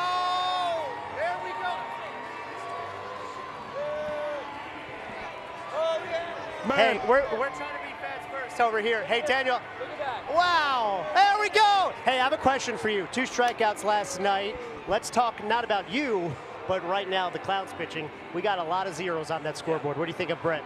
Man, Brett's throwing a heck of a game so far. Just as long as he keeps on pounding the zone, getting those pitches over the plate, and keeping them from finding barrels and keeping them off base, I think it's going to be a pretty good day for the Clowns. All right, thanks for staying cool with me. It's Brett Sanchez's turn on the mound. Brett, Cam, maybe if you guys want, we'll give you some ice cream too. Well, you know, there's an awful lot of BTV employees who eat those helmet ice cream buckets. But tonight, what I've been ready to watch is Brett Sanchez, and ready to watch him throw some more. 4 innings of scoreless banana ball, 1 hit, 1 sprint, and 6 strikeouts on just 52 pitches. I don't know if you're talking about me with the helmet Sundays, but I just gotta say, I mean, we know Brett Sanchez is absolute shoving. I got for Christmas last year, my future mother-in-law got me 2 Red Sox helmet ice cream bowls, and they might be the best Christmas gifts I've ever gotten. All right, so I heard a story about a BTV employee who had 6 helmet Sundays at 1 game. Was that you? That was you, right? I can't confirm or deny that until I get my lawyer involved. That was you. I swear I know it was you. Okay, I'll be honest, it was me. 6, man. Okay, more like 1. I couldn't eat. Listen, I'm lactose, man, so I can't eat more than 1 of those. Lactose bread? I didn't know that. Yeah. That's why, if you'll notice, I really limit it down on the cheese. Hey, shout out all the people out there who have to watch their dairy. Big time shout out. Shout out. I don't know what I'd do without cheese, man. In terms of like importance in my life, it's probably my dad, #1. Cheese is on the Mount Rushmore. I'm not gonna. No doubt. Okay. It's one of the few foods I like in pretty much any form. Niche here. Top 4 favorite cheeses. Parmesan, because I can put that on anything. Right. Sharp cheddar. White cheddar, if that's different. Smart food, popcorners, absolutely love those things. Oh, provolone on a sub. No doubt. Yeah. I like where you went, provolone. Did you say Swiss? No, but like I love Swiss. Yep. American goes on pretty much anything that those two can go on. So it's very versatile. Right. That's good. That's good out of you. Like Taj Porter. Now we got Dale Francis Jr. at the dish. Ball and a strike on Dale Jr. Dale does something, and he does something very well, and that's hitting. Coming into tonight, Dale was 2nd in all of Banana Ball with a .383 batting average. Dropped to .380 after he was retired his first time up. Colby Jack is what they're talking about in the chat. That's a good pull there. Good. Poke right side. Taylor Justice trying to find it in foul territory. Cannot, and neither can the fans. High cheese. Mozzarella's a good call too, man. On a sub. Mexican cheese. That's like the blend. Yes, like the blend, the Mexican cheese blend. I like that. Queso? Wait a minute. Does queso count? Dale Francis Jr. Travis Munoz, what say you? Bucket behind the back. We're going to steal the moon in the trick play battle tonight.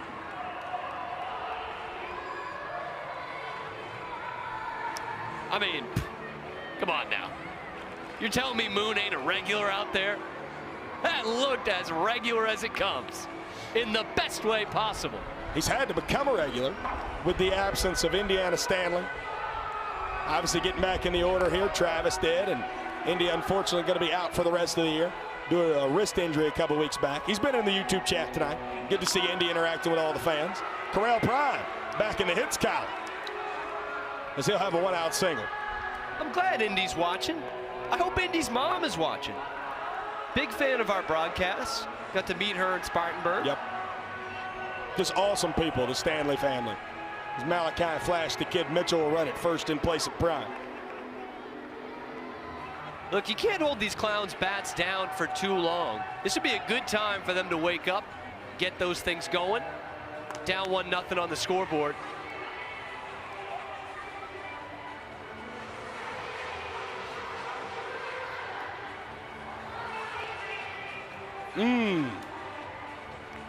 Ball and a strike.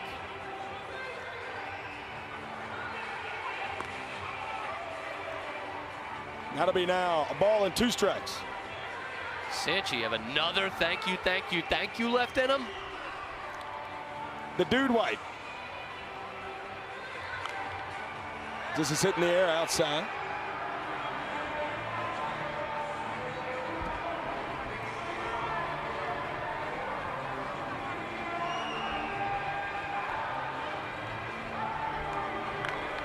Hitting out to right. Back-to-back singles now for the Clowns. Okay, all right. Line's starting to move a little bit down at the bottom of this order. Eli Payton told us when he was mic'd up, he says, I'm the only one that hasn't been hitting yet. Well, he said, I'm not hitting. I said, yet, Eli. Ball's in your court.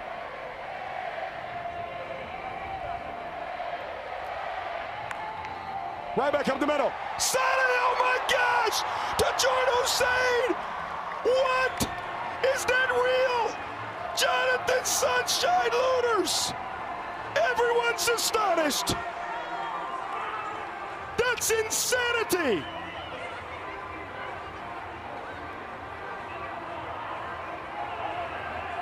Oh, on the ground, that extension. I'm telling you, if that's not on SportsCenter tomorrow morning, I don't know what should be. My gosh. That is the sickest fielder's choice you'll see tonight. At any level of baseball, banana ball, I don't care. You know, that reminded me of that old Ozzie Smith play when he was a Padre, laying out up the middle. Back in 1979, Brett Sanchez, the 0-2, misses wide. What you know about the Wizard of Oz? Did you know he came up as a Padre, yeah, not as a St. Louis Cardinal? Nailed that year, too, 79. No doubt. Almost clipped Brian Dancero. Deuce is wild. 2 balls, 2 strikes, 2 outs, 2 runners on.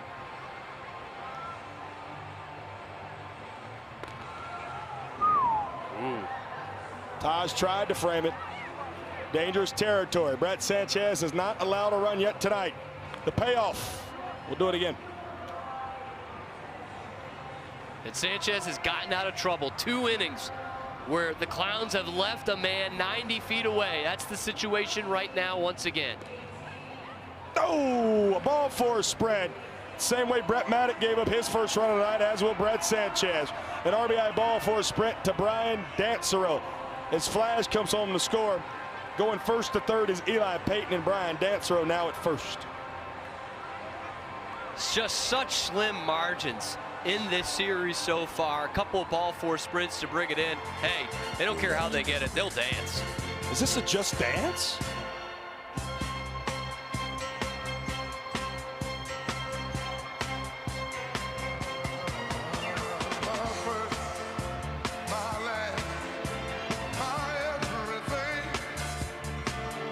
Wow. It's just dance.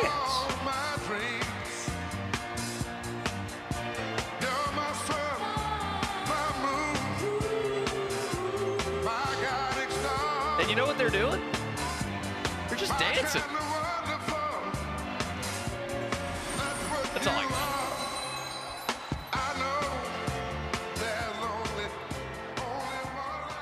You know what they just did? What? Just danced. Wow. Wow. That makes me just want to just dance. Who got that ball 4 sprint? Just Dancero. Oh, that's good. Kirkland Banks now at the dish. The donut batter tonight. By the way, Patrice, I know a lot about Barry White. It's a good question out of you in the chat. First and third, 2 outs. Clowns have scored their first run at the top of the 5th. KB's now got a ball and a strike.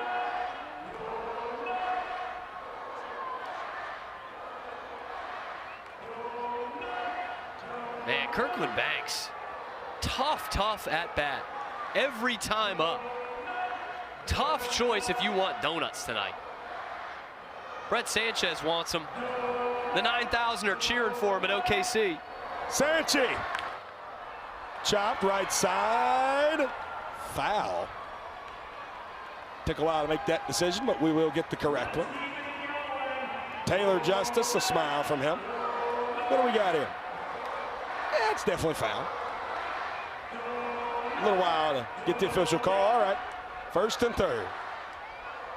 You see the Dunkin' Donut bags from Hannah Holsoff over there in front of the Tailgaters dugout. We will do it again. KB, smoke to left again. Travis has it for out number 3. So an RBI sprint will be how the Clowns score their first run of the ball game. But only one comes across as they'll try to defend that lead heading to the home half. And now we will have another one of my favorites, the MILF race. Well, that's what I like to hear. I'm out here in left field, joined by about 30 moms, because it's time for the MILF race. Now, the mothers in left field race works like this. Once all the moms make it to the starting line, we're going to count down 3, 2, 1. Then they're going to get nice and hot running through that finish line. The first mom there will be the winner. We'll get to cool down all the other moms with a bucket of water to remain the hottest mom in Oklahoma City. Moms, on your mark, get set, go! And they're off. 30 moms in the wind. We have someone on the ground. Who's going to win it? Who's the hottest mom in OKC? Ladies and gentlemen, I'm sure we have a winner, but who is it going to be?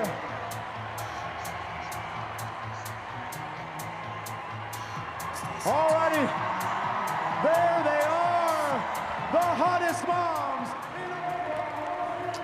My good friend Brett Maddox still out there on the bump. And let me tell you something. That guy has an opportunity to earn the first point for the Indianapolis Clowns tonight. As he toes the rubber, it will be 6, 7, and 8. 6, 7, and 8 here as Taylor Justice walked off the last inning with an RBI ball for a sprint. So far tonight, I mean, man, it don't get much better than this. It really, it doesn't. And what's crazy about the Brett Maddox performance is he's been excellent so far. The run has come in on a ball four sprint. It went almost 2 months without handing one out. He's handed out 2 tonight. But other than that, he has been absolutely nails. He has been getting out of a couple of jams, but really, he has been efficient. That pitch count is low. Brett Sanchez doing it in the strikeout department. Just like we saw in Spartanburg just 2 weeks ago when the last time these two teams met. We're getting another pitcher's duel. Travis to center, Jackie catches it basket style for out number 1. Still full Naruto gear, by the way. He's been waiting for this. He always has the headband on, stitched the wig, which I thought really flattered him. The yellow hair, you like that? You know, JBJ is a blonde. I think you can try it out. They have more fun. That's what they're out here saying. Jose Brother Gonzalez had a 2-bag ball four sprint his only time up, and then was thrown out at the plate by Jackie Bradley Jr. It's tough for JBJ to be having more fun. I'll tell you that much. It's tough for us as fans watching JBJ to have more fun. How blessed are we to get to watch this guy play banana ball, dude? Brother to left. Dancereau under it. Tip drill. Bucket. Just one of them that time. Now the Clowns have half as many trick plays as the Tailgaters. It's going to be such a fascinating battle to watch, that trick play category. Obviously, the Texas Tailgaters do it better than anybody in the league. But with Brett Sanchez and that high K count, if you can get some guys like Brett Maddox pitching to contact, can the Clowns sneak in there, get an equalizer point tonight? Trey Jones. 1 for 2 on the year. AKA a 500 average. Yep. It's tough to get much better than that. He goes around right there. The pride of Houston, Texas. Finished up his collegiate career at Houston, a second-year Tailgater, who's in the driver's seat here, 3-1. Ball four sprint. Trey's got wheels, man. One of the fastest players in the sport. No hesitation even thinking about 2. Not in time. But they almost did. And another 2-bag ball four sprint.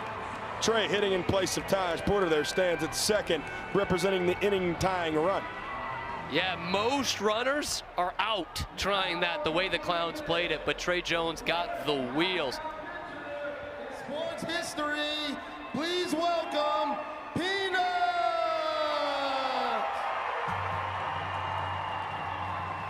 My favorite cheese? The ones that come from peanuts. No, seriously.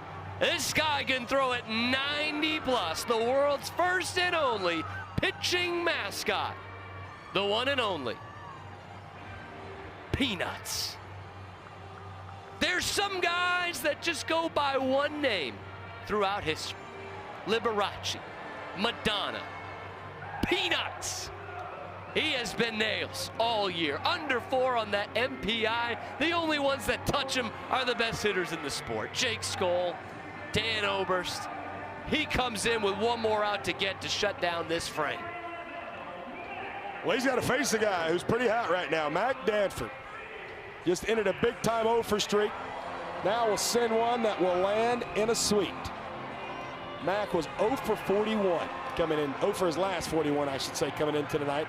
Wrote the single his last time up. If he could do that again here, we'd have a tie inning.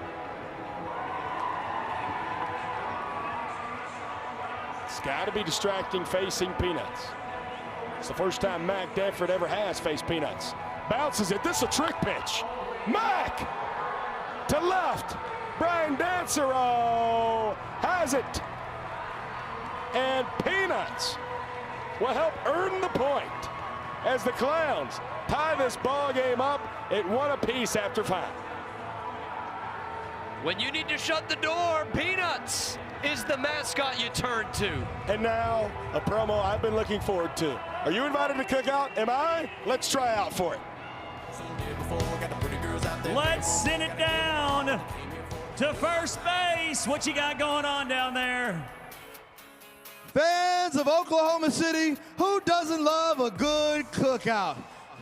Well, back in the day when the Clowns were still part of the Negro Leagues, we were all about funk, rhythm, and soul, and we are still carrying on that tradition today. But a cookout wouldn't quite be complete without trying to watch 3 uncoordinated dads do their best to earn their spot at the cookout. So fans, welcome to the Cookout Tryouts. All right, we got contestant number 1. Heath, show us what you got. Oh, sookie now. All right, Heath. I don't know, y'all. He might be putting raisins in his potato salad. I'm not too sure. Oh, and he's giving us a little back action. Fans, give it up for contestant number 1, Heath. All right, Terry, we're hoping you're putting a little bit more seasoning on your food here at the cookout. DJ, play us that track. Oh, okay. Oh! Don't break a hip. Oh, Terry. Oh, Terry. Ooh, I don't know. Do y'all think he washes his chicken before he cooks it? Y'all fans, give it up for contestant number 2, Terry. All right. We're moving over to the one and only Coach Bartman. DJ, play us that track. What you got, Bart? Oh, okay, show us a little something, Bart.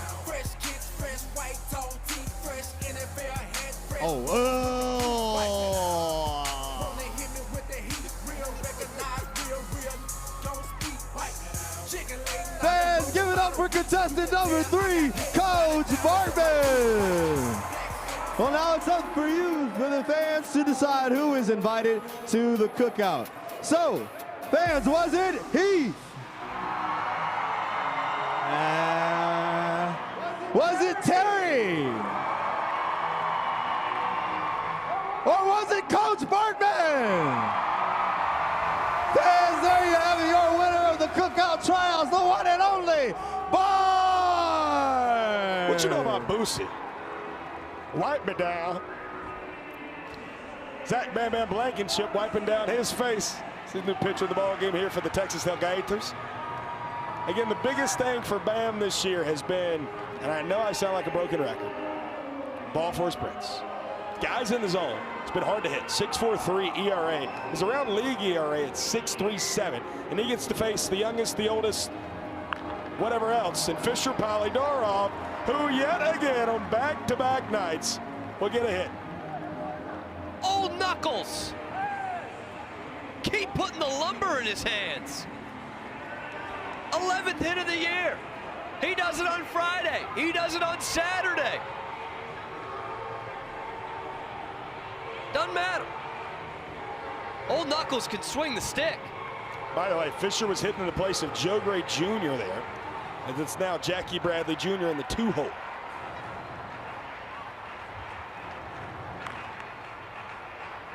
Jackie fouls it off. Tonight, 1 for 2 with a triple is Mr. JBJ. This is just the 3rd time through the lineup.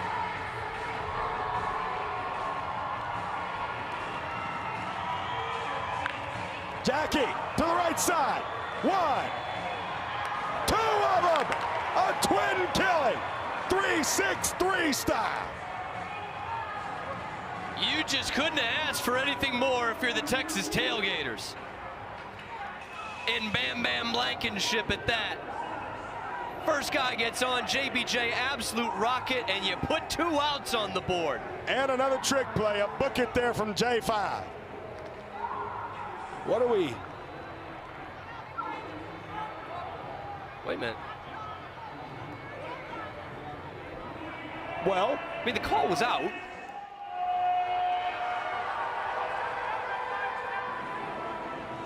They only have 1 out on the video board. So I'm thinking that they must have overruled the call as Joe Mikulik, the Tailgaters, initiated that challenge. Well, this is about as interesting as it gets. Been pretty eventful down that first baseline this series. All right, obviously they got him at second. We don't even need to look at that. At first, foot's there. Yeah, I mean, the ball's in the glove, the foot was on the back. Can we keep rolling to see the call here? Yeah, this is going to be the angle that tells us. If we could just keep it on this angle. We can't see the bag there, never mind. Yeah, can we keep it rolling just to see the call by Seth Markham, please? If we could, in our control room. If we could keep that rolling all the way through. By happen chance. Yeah, Seth Markham makes the out call. Then he went safe. So he went out and then safe.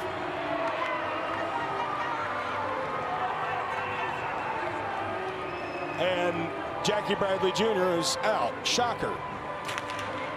As if not everybody in the ballpark already knew that. So the call is overturned, and it is a double play, just as we originally had thought. This is good, because I do it in pen. Yeah. Eric Fox is having a conversation with Doug McClure right now. Coach Fox, the head coach for the Clowns, talking to the home plate umpire. Yeah,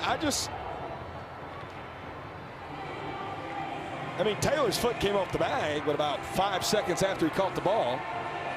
Anyway, not something to harp on. Bobby Leday at the dish now, 1-0 to him. And that brings up a great point to say Kent Herbeck indeed did pull him off the bag. He really did. That's huge. It's huge from you. It's about as off the bag as Todd Worrell was. Fans an opportunity not to be. Ooh, that's strong. Remember when A-Rod knocked the ball out of Bronson Arroyo's hand that time? Are you sure he wasn't just in his running motion? Are you sure about that? Oh, that's good. The honest Alex Rodriguez, role model. Bobby again right side.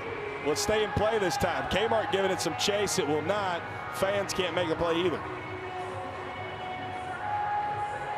Souvenir, though, for that young Tailgaters fan. One pitch away from a huge confidence boost for Bam Bam, huh? Good scoop by Taj. Bobby's got good wheels, so if that goes to the backstop, he could steal first. So now, payoff pitch incoming. One of the best offensive shortstops this sport has seen in 2026. Got him! Do it, Bam! Do it! Full apron and all. Zach Blankenship throws up a 0 in the top of the 6th with some big old stinky cheddar cheese. And that just makes me think, what's our banana ball backstage question of the game? Take it away, Christina. Hey guys, I'm down here in the dugout for Banana Ball Backstage. This is 8-year-old Owen, and he's got a question for Nick Lopez. Let's hear it. How old were you when you started playing? Good question, Owen.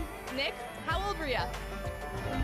I started playing baseball when I was about 3 years old. I started playing Little League, and when I was younger, I didn't go play T-ball.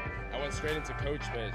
So I would always play up with my older brother, so it was a lot of fun to be able to get that experience at such a young age. And I absolutely love the game, and so happy that I'm here in Banana Ball now. All right, Cam, how old were you when you started playing baseball? Ooh. I mean, organized? 7? Okay, now that sound right? That brings me to the next question. How old were you as Vinny Santarciero, a new pitcher in the ballgame for the Clowns? How old were you when you started broadcasting baseball? Ooh. 15. Which shows you how brief my career was. I would have been Give 4. you an idea. I had a couple years in between. I was 4 when I started. I was 18 when I started broadcasting it. Vinny Santarciero, a guy, former Dodgers farm hat, pitching here now in the AAA home of the LA Dodgers, the Oklahoma City Comets, as he'll have to face 10-1-2 here of the Tailgaters order. Faced off against them in Spartanburg, gave up a run without a hit. Hit by pitch and a ball 4 sprints. When he's in the zone, he's dangerous, coming down at you at 6'7". Hard throwing right-hander. Makes his home in Evansville, Indiana. Size 16 shoe too, by the way. As Vinny really taking his time here. Slow now. Big exhale. Oh, what is this? You're watching this in full speed. Slow-mo pitch. Tongue out. Vinny's gonna not let the ball go, and then he's gonna reset and throw it to Hussein. That was a good-looking pitch. Maybe it needed a little adjustment to see that coming in that fast. That's got to throw off your timing. There's those size 16 feet we were talking about with Vinny. I'd like it to be known, Vinny, native resident of Indiana, did not get our pregame trivia question. Nope. Which the answer was Indianapolis, the capital of that state. And a ball for a sprint for Jordan Hussein. Fiver's got great wheels. And he thought about going to second, but a great transition from Matt Wolf to the outfield. And Jordan Hussein will be held at 1. So he does represent the inning-winning run now for the Tailgaters as he turns it back over the top of the order in form of Zach Watson.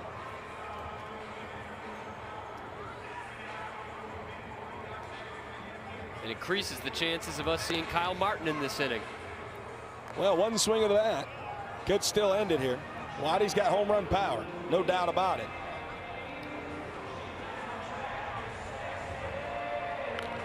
Waddy to KB between the legs for 1. Wolfie, oh, can't handle it. Jordan Hussein goes to third and will be held up there.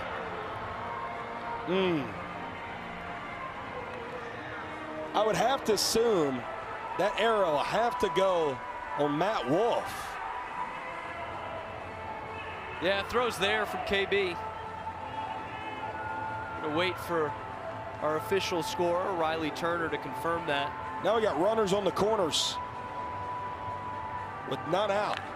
Lopey, fair. He does it again.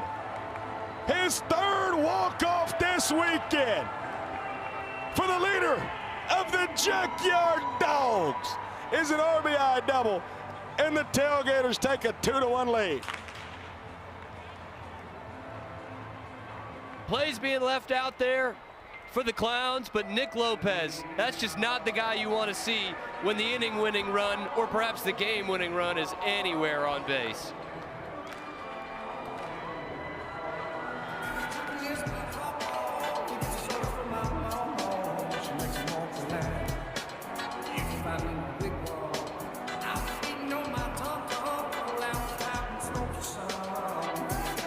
Look at that. seen this before. Indian Outlaws. And a little Nelly remix. It's skinny, hot in here. Tell you what else is cool, man. In fact, we've had Samuel the Bird Caller here today. And right now, in this very moment, Michael Schwartz has it. Hey guys, look, I don't get starstruck very easily, but tonight I am starstruck because Samuel the Bird Caller, as you saw in that Jordan Barth walk-up, was here. How do you think it went, by the way, down there? You were amazing. Thank you. You were so good. You had the ad-libs with Jordan. It was so good we had all the birds. His sister Cassidy is here, his mom Lori. First, if you haven't seen Samuel, he's gotten viral. Let's do a few quick birds, right? Okay. American crow. Bald eagle. A gull, seagull. Barn owl. Flamingo. Lori, how did this start real quick? We just went to the zoo and he fell in love with birds and figured out, hey, I can talk to them too. I can talk to them too. Grub's here, maybe you could talk to him, but hey, we're gonna send it back to you guys in the booth. Let's give them a hawk to send him out. This one's for you, Brett and Cam. Whoa. No, okay. Oh, wow, Michael. Yeah. Sorry. Samuel's the pro here. Sorry. Let's remember that. Yeah, listen to that one time, Michael. Oh my gosh. Jimmy Lewis. That's a thick man with 2 C's.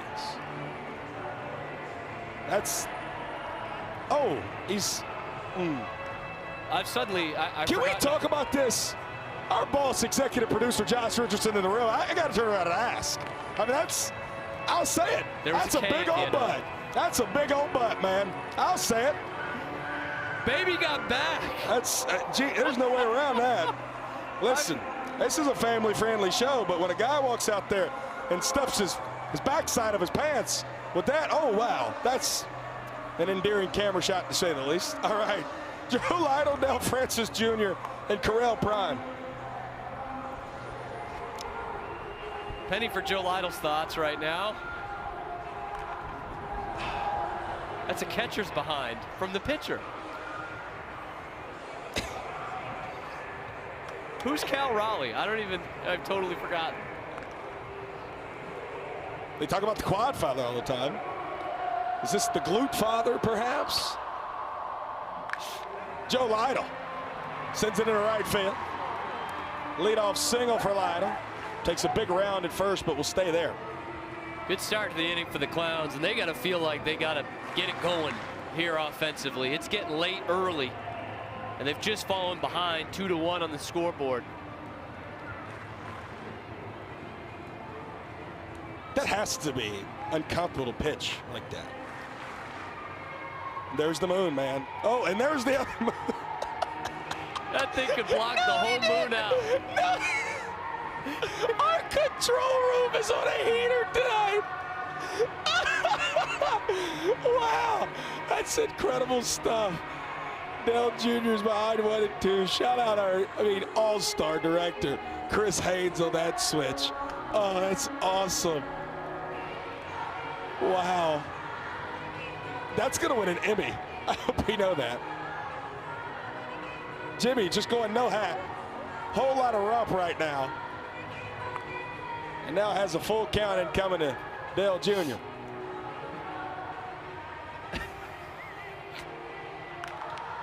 Jordan Hussein between the legs. Sonny between the legs. Taylor behind the back. Bucket, bucket, bucket. That's 3 trick plays and 2 outs. And for just the 3rd time in Tailgaters history, a triple trick play, double play. Hang with them. Absolutely everything the Texas Tailgaters are touching tonight has turned into gold. 14-5. Man. Tinker to Evers to Chance, got nothing on that. Another one left side. Jordan Barth behind the bag. To Taylor up the line. Oh, baby, bucket. 4 trick plays in 15 seconds. And the fellas from Texas are too cool for school as Jimmy rides off with his rump.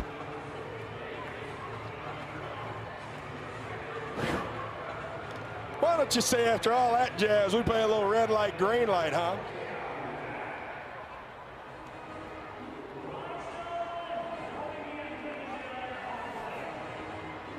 All right, ladies and gentlemen, it's been a battle between the Texas Tailgaters and the Indianapolis Clowns all night. And now that battle continues with a little game of red light, green light. When I say green light, you fellas will backpedal as fast as you can to the center field wall. And whenever I say red light, you're going to stop. The first one to the center field wall will be our winner. For the Texas Tailgaters, we've got number 8, Jonathan Hughes. All right, and for the Indianapolis Clowns, who do we have here, man? Number 34, Daniel Foster. You heard him. Garrett, let's get it going. Absolutely, Jairus, take it away.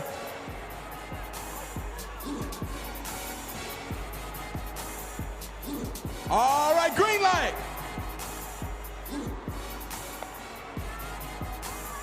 Red light. Green light. Red light. Green light. Red light. Green light. Red light. Hey, Garrett, you thirsty? You know what, Jairus? I am kind of thirsty. All right, let's go get a drink. You want to get out of here? Yeah, let's get out of here. Coming to the mound to pitch for the Indianapolis Clowns, number 24, Kobe Robinson.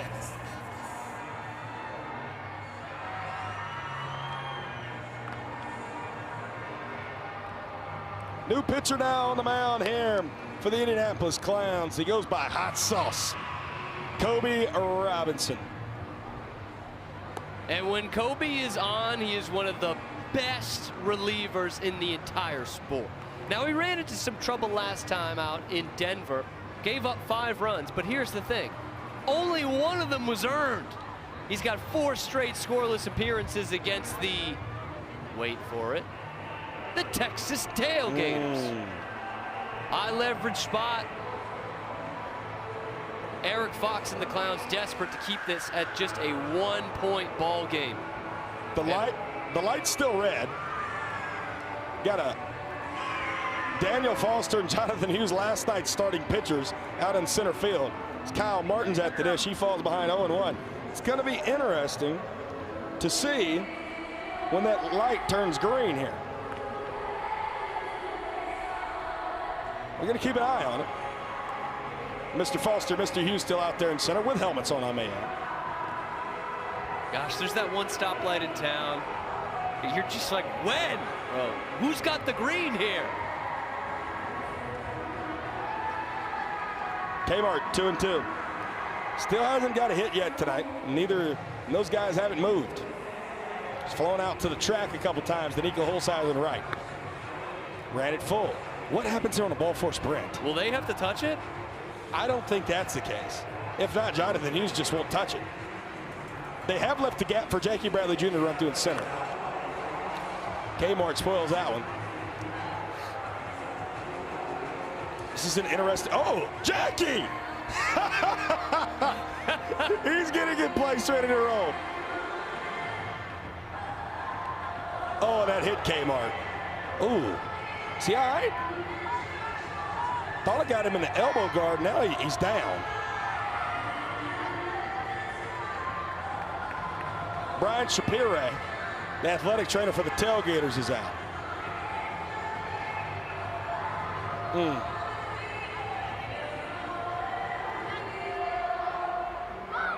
Kmart obviously ripping his elbow guard off and his shin guard off. Looks like Brian is checking out something with that left leg of Kmart's. And I'm wondering, Kmart turned as that ball's coming in. He knows it's ball 4. And then immediately stopped after he realized he got hit by the pitch. Joe Mikulic's going to help him up. Brian helps him up. And Kmart looks to be okay. And this isn't to diminish anybody else. Oh, yeah, got him on the funny bone. You can't lose that guy. You cannot lose Kyle Martin. And that'll sting you. And you just gotta hope that's a stinger. He's staying in the ball game. He's gonna run, so that's what it looks like. Wait a minute. And when I say you can't lose him, statistically, he's the most valuable player in the entire sport of banana ball. That's why you can't lose that guy. Jordan Barth, he's been valuable this weekend. Has a single tonight. Had a walk-off home run last night. Can he hit another one here tonight? Ooh, fouls another one off, nonetheless. Light is still red, by the way. Yeah, this is one of those that's motion activated, and they ain't got no motion going on right now. This is an unemotional party, and you can, well, nobody can get in, apparently. I'm just glad they got helmets on out there. No doubt, man. Safety first. 100%. 2-2. JB slaps it foul. And it's worthy to continue checking in on them. I mean, they've just been frozen. That's a great view. As you see our video board here in Chickasaw Bricktown Ballpark still showing them. JB, 17,000 feet foul. So that got in the garage, Brett.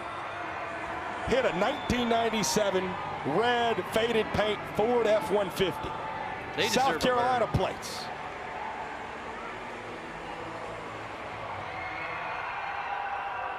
Wait a minute. Jordan Barth got that one off the back of his foot. He said, ow. You can see him out there. You got South Carolina plates. Skied on the infield. Matt Wolf will just catch it the old-fashioned way for out number one. So light's still red.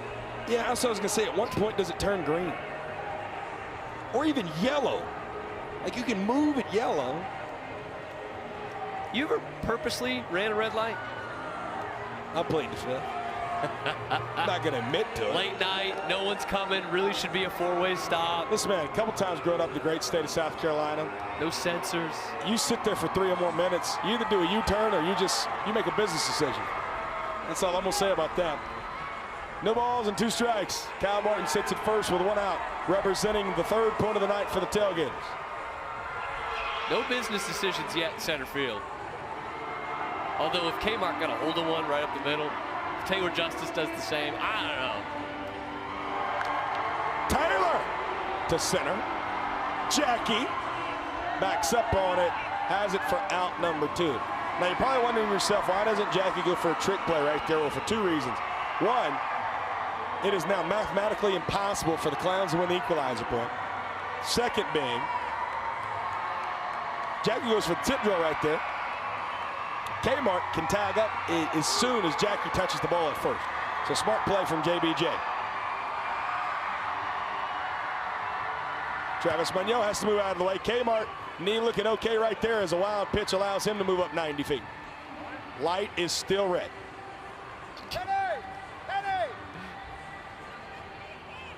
Got a feel for these guys in center field. They may never move again. Are they just going to stay there the rest of the game? I mean, until the light turns green. How do they know when the light turns green? Because their backs are facing the video board. That's a good point. I mean, as you can see, there's the video board. That is behind them. Yeah. The 2-0 to Travis. 1 pitch away from a 3-1 ball game.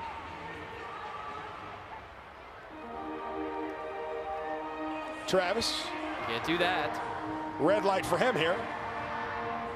It'll be a called strike. I like what you did there. Thank you. I really like that.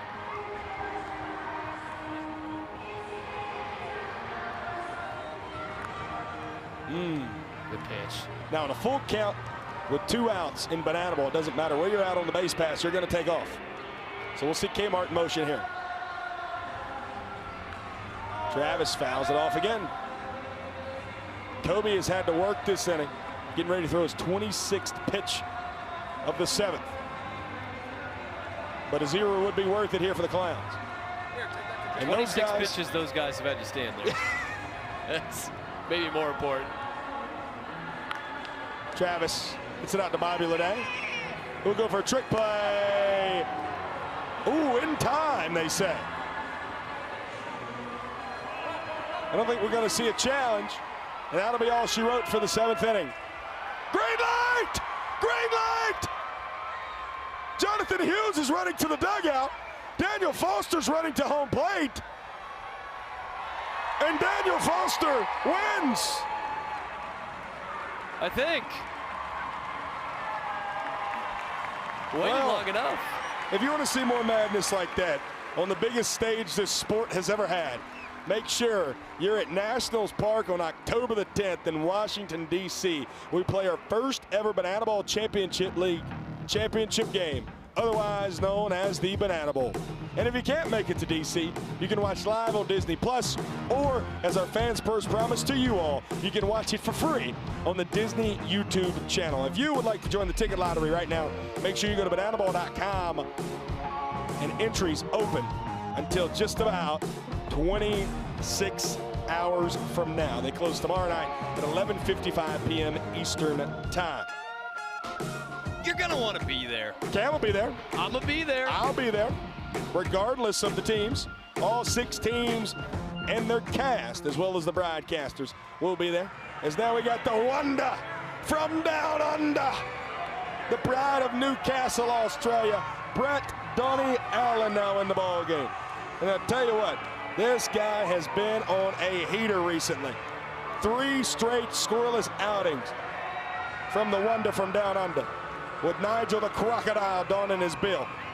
And he's going to try to come in and hang up the 3rd straight 0 for the Tailgaters tonight, along with his companion Kangaroo Jack out there with him on the bike. And that is his name. His name is Jack. An authentic kangaroo, by the way. Oh, that's authentically ripped to left. Travis Magnon still goes for the tip drill. Book it! Book it! Doing trick plays just because. 16 and 17 on the night for the boys in blue and orange. I don't know if they know, but they definitely don't care that they have automatically denied the equalizer point. This is a team that's doing them in the 9th inning, man. They're just putting on a show. That kangaroo, by the way, Jack. Yeah. Authentic kangaroo purchase at the 2000 Sydney Olympics. Wow. Given as a gift by a fan to Brett Allen earlier this year. Eli Payton, 1 for 2 tonight. Also joined us on the microphone earlier tonight. Tell you what, catching is hard enough to do, but then while also being mic'd up is just incredible. 1-2 from Donnie. Pistol squad. And Eli Payton's one of those guys, banana ball IQ through the roof. Like the seamless transition for him from baseball to banana ball, it's really something special. Taj did not like that call. Now we got a full count.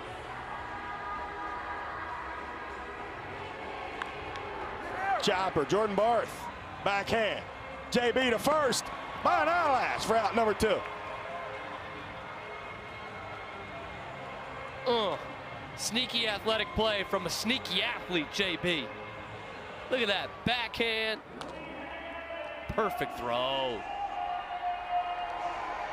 And I think the Clowns just challenged this one. It wouldn't be an inning in this series without another look at a play at first base. Oh, man. This didn't look that close, Brett, so I'm guessing we're looking at the foot again? I don't know. Let's take a gander at it, shall we? It's a little closer than I initially thought. Yeah, he's out on that. Well, we can't see the bag right there. Yep, he's out. Clear, cut, and dry.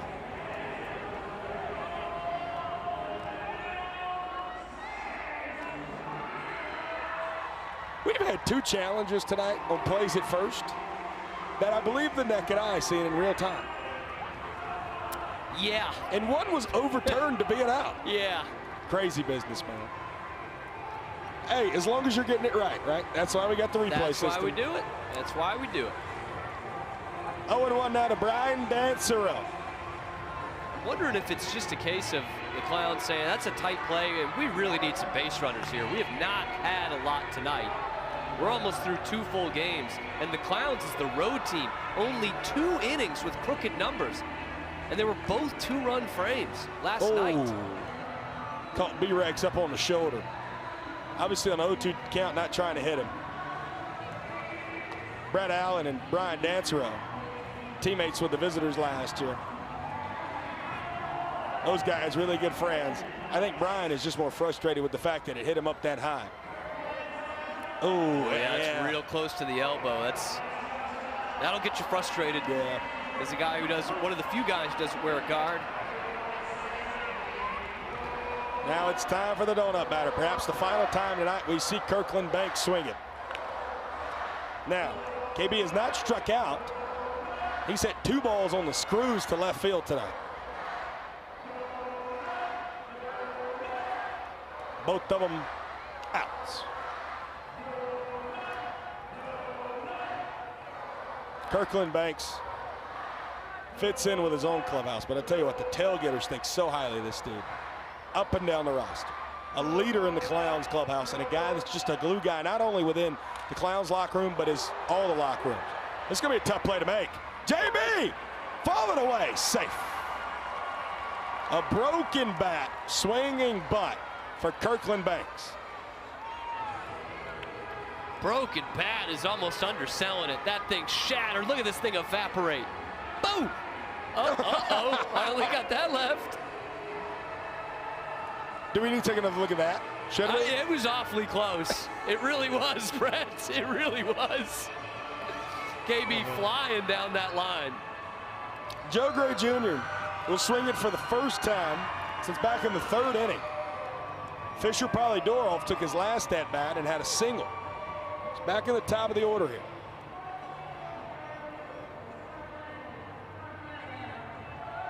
Clowns have just 1 run tonight. That was scored in the 5th inning via ball 4 sprint from Brian Dancero. B-Rex currently stands at 2nd. Kirkland Banks at 1st. And a 2-0 count to Joe Gray Jr.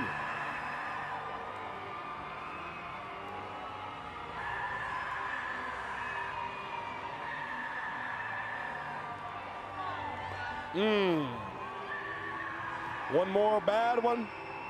Be the 2nd, maybe even 3rd run scored for the Clowns tonight.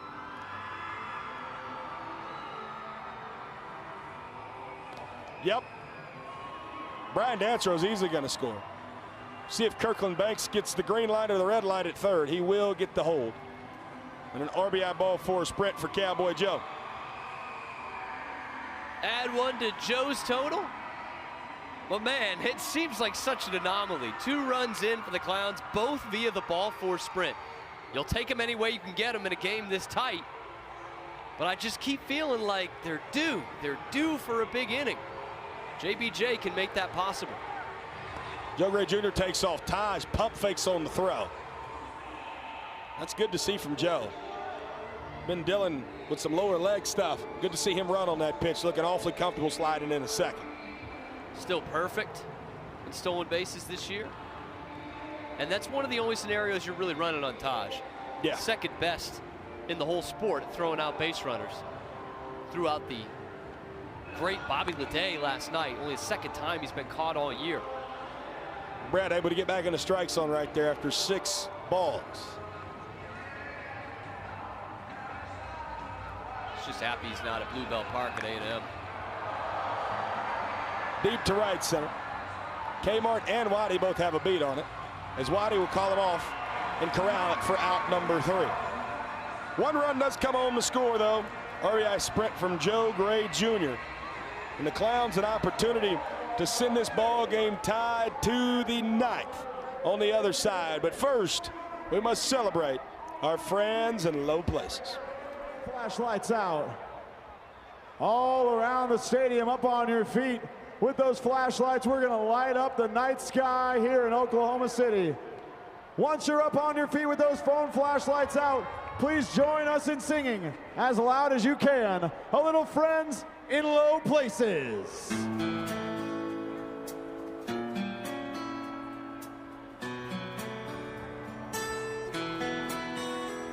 Blame it all on my roots. I showed up in boots and ruined your blind tie affair. The last one to know, the last one to show, I was the last one you thought you'd see there.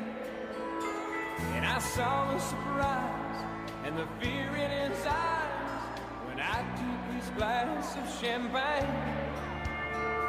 I toasted you, said, honey, we may be through, but you'll never hear me complain. Let me hear ya!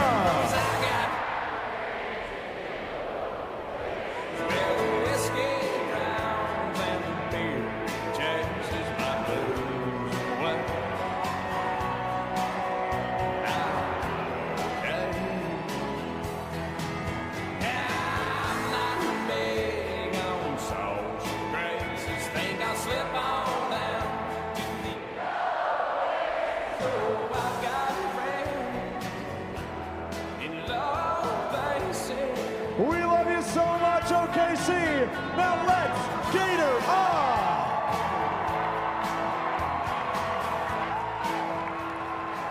Wow. One final time in the regular season, it's the Clowns and the Tailgaters, and they've given us another gem here yet tonight. So pleasure to be joining the ranks with my good friend, Cam Stewart. I'm Brett Loftus. It's been awesome to join him in the broadcast booth this year when the Clowns and Tailgaters have played, and how blessed are we get to watch this one finish. Kobe Robinson going out now for his second inning of work, trying to hang up a 0, much the same as he did in the 7th. He'll have to do so here against Jose Gonzalez, Taj Porter, and Mac Danford. Now, with 7, 8, and 9 to open the lineup here, Cam, one might word surmise that Joe Mikulik would go to the golden batter here in the home half of the 8th. Any guesses on who that would be if they do go to a golden batter? I have thoughts. You got a guess? I got a guess. I'll tell you this much, though. With Kobe going out for his second inning of work, left a runner stranded in scoring position to end that 7th inning. This is a real important half inning for the Clowns. This is a crucial game tonight. They can get back to a tie score if Kobe throws up a 0 for the second inning in a row. And again, on a weekend where you don't have David Griffin, you're trying to see who is part of that bridge for Nick Wilson in the final month of the season. If Kobe can go 2 innings scoreless here and tie up this game, that would be huge going forward for Eric Fox and the staff. Now, same situation last night. Clowns put one up in the top of the 8th.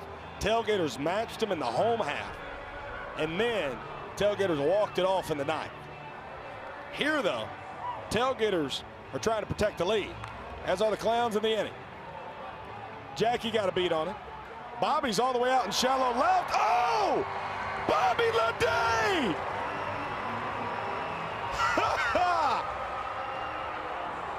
You'd think he was Willie Mays going back on this over the shoulder. Oh, man. And then the juke move. Kobe's excited. We even got a smile out of Bobby. That's cool, man. The biggest, the largest. I'd take a TP home run right here. I'll think about it. Man, Bobby Leday, best offensive shortstop in our sport. And he's making his case. No doubt. Having one great defensive year as well. He's got all-star written all over him. All right, big time moment here. 3-0 to Taj Porter. Kobe Robinson. Strike.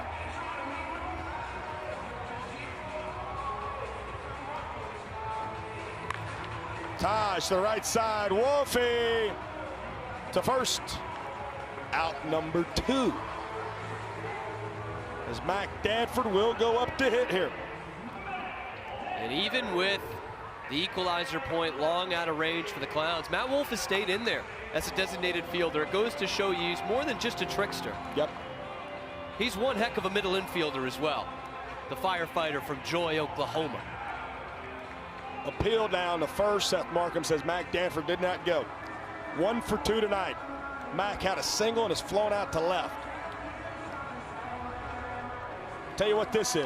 A big boat of confidence for Mac, who's been golden battered for multiple times over the last few weeks. That's a guy who can hit long balls. Hit 3 of them last year. Had one in the Banana Ball Open. Still looking for that first one in the regular season. How special of a time would it be for McAdoodle to leave the yard for the first time in the regular season right here in 2026. He's in the driver's seat against Kobe Robinson.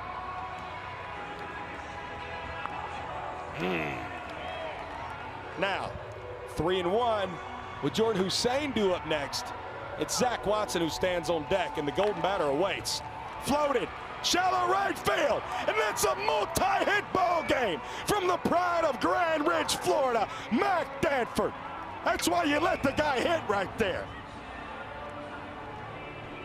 Man, he's swinging a confident bat right now. Couple hits after the long hitless streak of 41 straight ABs. Gets a pitch he likes on 3-1. And Jacob Pippersick's running at first, and here comes that golden batter. The Texas Tailgaters are invoking the golden batter rule.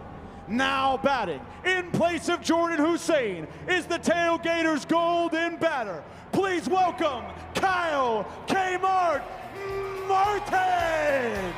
Yep, 100%. One swing of that stick can give the Tailgaters a 3-1 lead. 34th time Kmart's worn the golden helmet this season. Tonight, he's 0 for 2 with a hit by pitch. Pip's running at first. Do they test the arm of Eli Payton? It's a Texas Tailgaters team that doesn't run a lot, and you got your best hitter at the plate. Top of the lineup looms. Kmart last night is the golden batter. Rolled over one to first where Correll Prime made an error. Pip does take off. Called strike at the plate, throw down. Throw gets behind Bobby and Matt Wolf, but Pip will stay put at second. Man, that is, it works out, but that is such a gamble. Yeah. With what's on the line here. But now, on the flip side, you do get a runner in scoring position for the best hitter in the sport. And Pip now stands at 19 stolen bases. Top 3 in the sport. The 1-2 to the league's home run leader.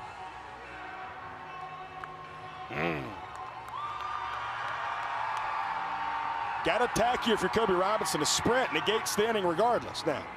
Would tie us up. Kmart fighting. Such a paramount situation. The Clowns sit in 6th in the standings, trying to get themselves back into the playoffs hunt. The Tailgaters, the current #1 seed. Kmart, foul. I mean, you're hyping it up, Brett. I don't know if we could sell it enough. How crucial this game, this inning, this matchup right here is. Robinson and Martin.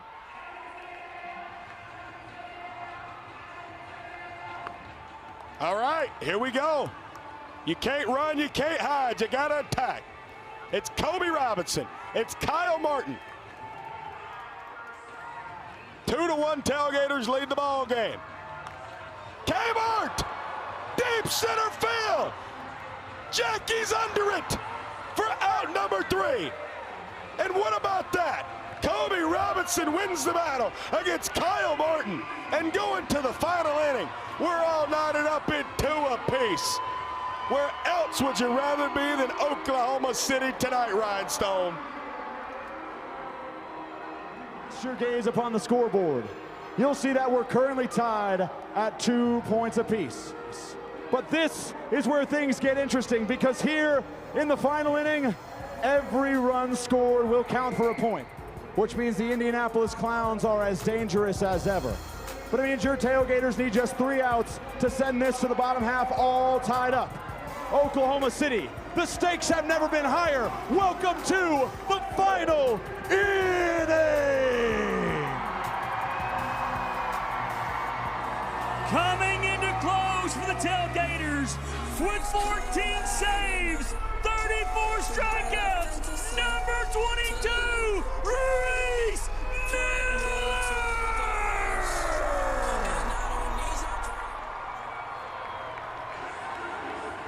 The man who is second in the Banana Bowl Championship League in saves with 14 of them.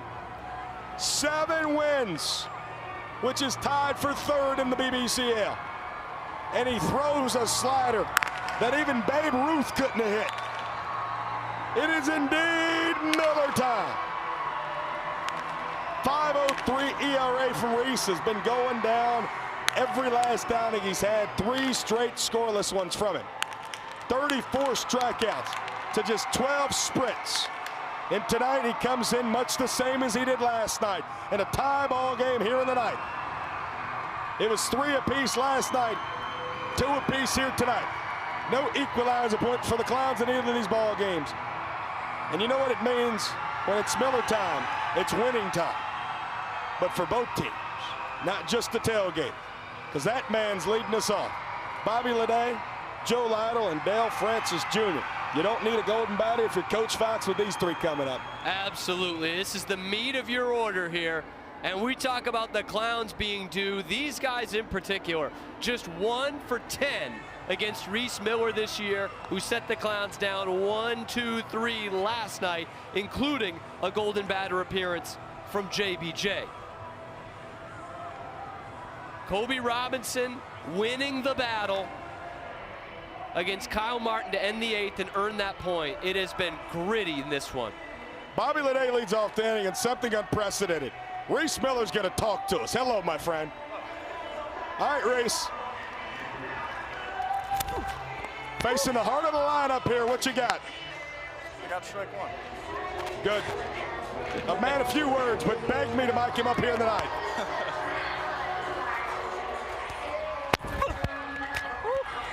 That's back-to-back sliders for you? It sure is. What you going to here? Good guess, Brett. I'm going to say slider. Yeah, that's a good guess.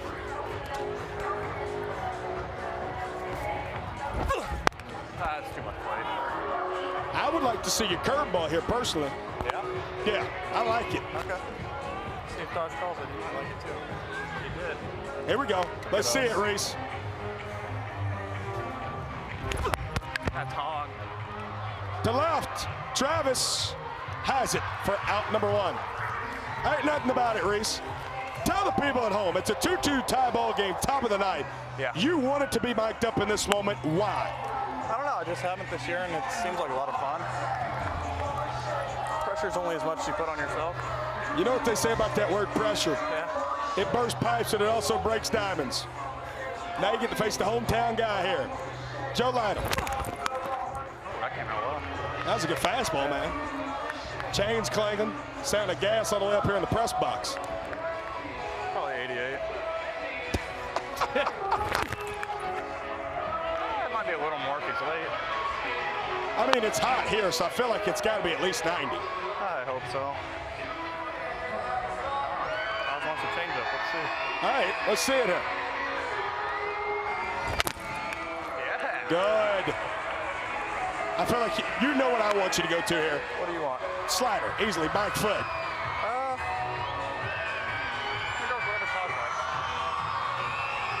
You read his line. I know Taj very well. All right, here we go. The 1-2. Ah, good take. Told you. That's going to change the eye level. Guaranteed Taj calls a fastball here. I don't know if he will. I think he might go curveball. Nope, we went back to the slider. Oh, okay. We were both wrong. Oh, you can't get to it. Jordan Hussein's got you, though. Hey, he does. What a play by Fiver! Play 5. Oh, my God, that was loud. Me or what?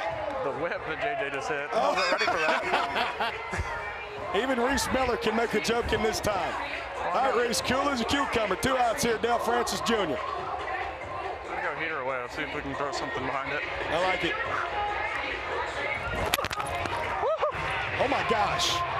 That thing was in the mitt when he swung it. You're a little amped up tonight, ain't you, my friend? Not really. You're kidding. That's so dog water.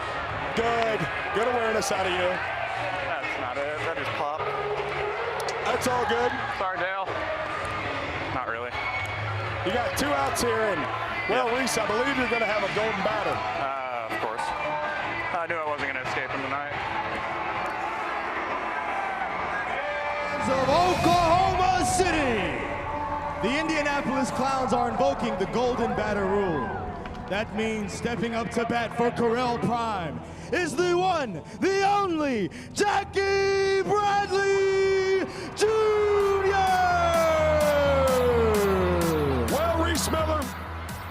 get to face the Major League All-Star and the Gold Glove winner, Jackie Bradley Jr.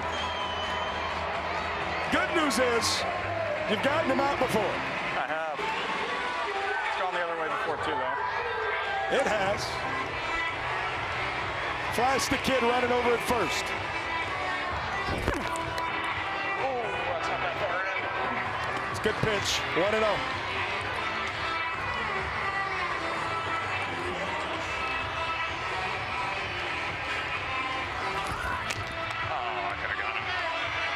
Yeah, he's going to be dancing around over there, Albert. Longer hold, I think he would have jumped. What's the heart rate like right now? I don't know. I wish I had a loop to tell you.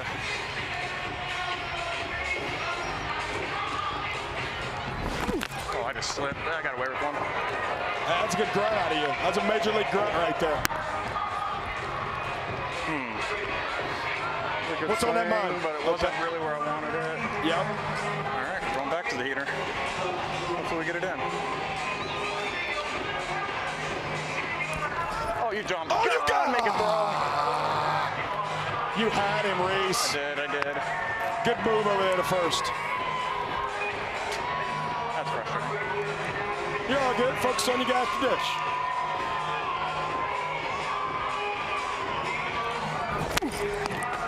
Yep, beautiful. Not where I wanted it, but it's there. Beautiful, Reese. That's the same pitch he hit out in Tulsa, by the way. Hey, give me a punch out right here and show me some emotion.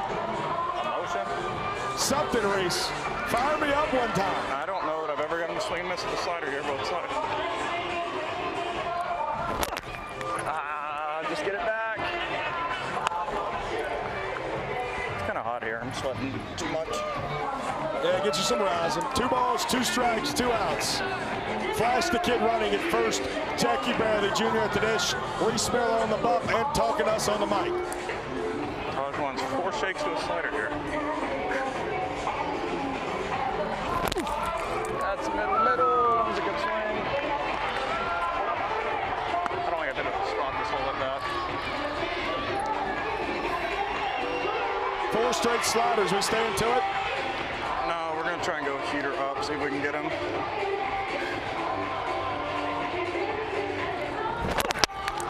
Oh, to you, Reese. Hey! Look at that, my friend. Hey. Yeah. That's what I'm talking about, Reese Miller. A scoreless frame while being mic'd up. You the man. Jimmy knocked it out of my back pocket. Oh, man. I love you, Reese Miller. Love you too, Brett. I appreciate it. I appreciate you. I don't think I can do it in showdowns. Hopefully we don't make it there. That's true. Wow. Incredible stuff. When it's Miller time, it's winning time. And now it's time for the Texas Tailgaters to try and go win a banana ball game here in the home half of the ninth. And nobody else should rather have up, Cam Stewart. 1, 2, and 3 in order. Just like you draw it up if you're Joe Mikulik and the Texas Tailgaters. And I say, looming at the 3 spot, of course, Kyle Martin, the best hitter in the sport. But when it comes to clutch situations for the Texas Tailgaters, including just 24 hours ago, it doesn't get past the 2 spot very often. Nick Lopez has a flair for the dramatic. He's going to go against another Nick. Funky Nick Wilson coming at you.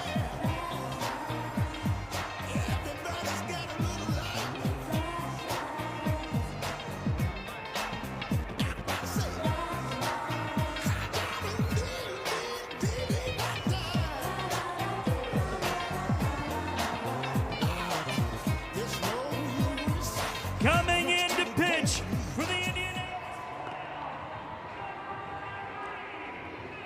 Nick Wilson, he has done it in any position you ask him to do it. In fact, he's closed out a game against these Texas Tailgaters this season with the same bell bottoms and the afro on. He can do it out of the pen. He did it as a starter. He's one of the 5 best MPI guys in the entire league at that 343 mark. He is doing it for the 2nd night in a row. He gave up that walk-off to Nick Lopez last night, but it was some hard luck after that Correll Prime error. That's what I was going to say, albeit it was unearned that he gave up last night. And the man that he gave it to is due up second. Zach Watson at the dish. Waddy's due tonight. He's 0 for 2. Megan Wiggins took his second at bat and struck out. Zach Watson, Nick Lopez, and Kyle Martin. Worthy to note, Kmart was used as the golden batter to conclude the 8th, so the Tailgaters do not have that anymore.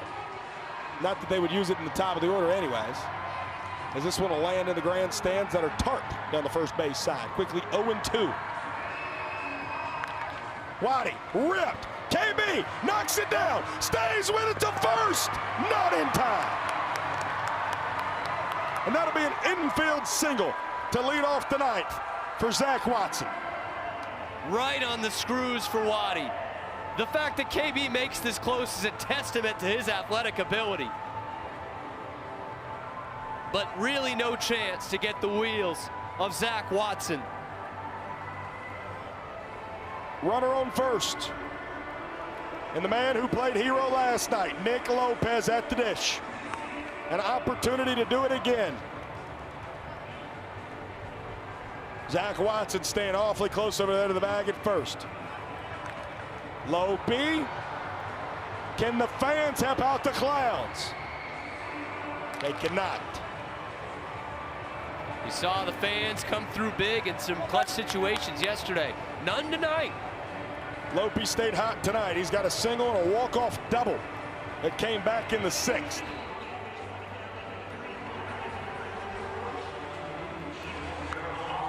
Lopey again fouls it off. Again, when you talk about clutch, when you talk about guys that you want to send to the dish in the 9th inning or showdowns, you're looking at that guy for the Texas Tailgaters right there. Nick Lopez. Got him! Nick Wilson able to get his get back for out number 1. You think that one felt good for Nick Wilson? You don't even need to see the dance moves. That thing fell off the table. And the guy who walked him off last night is sent packing. But it doesn't get any easier for 33. As it's now the 33-year-old Kyle Martin. Oh, the Clowns are apoplectic on that check swing. They said Reggie Liggins said Kmart did not go.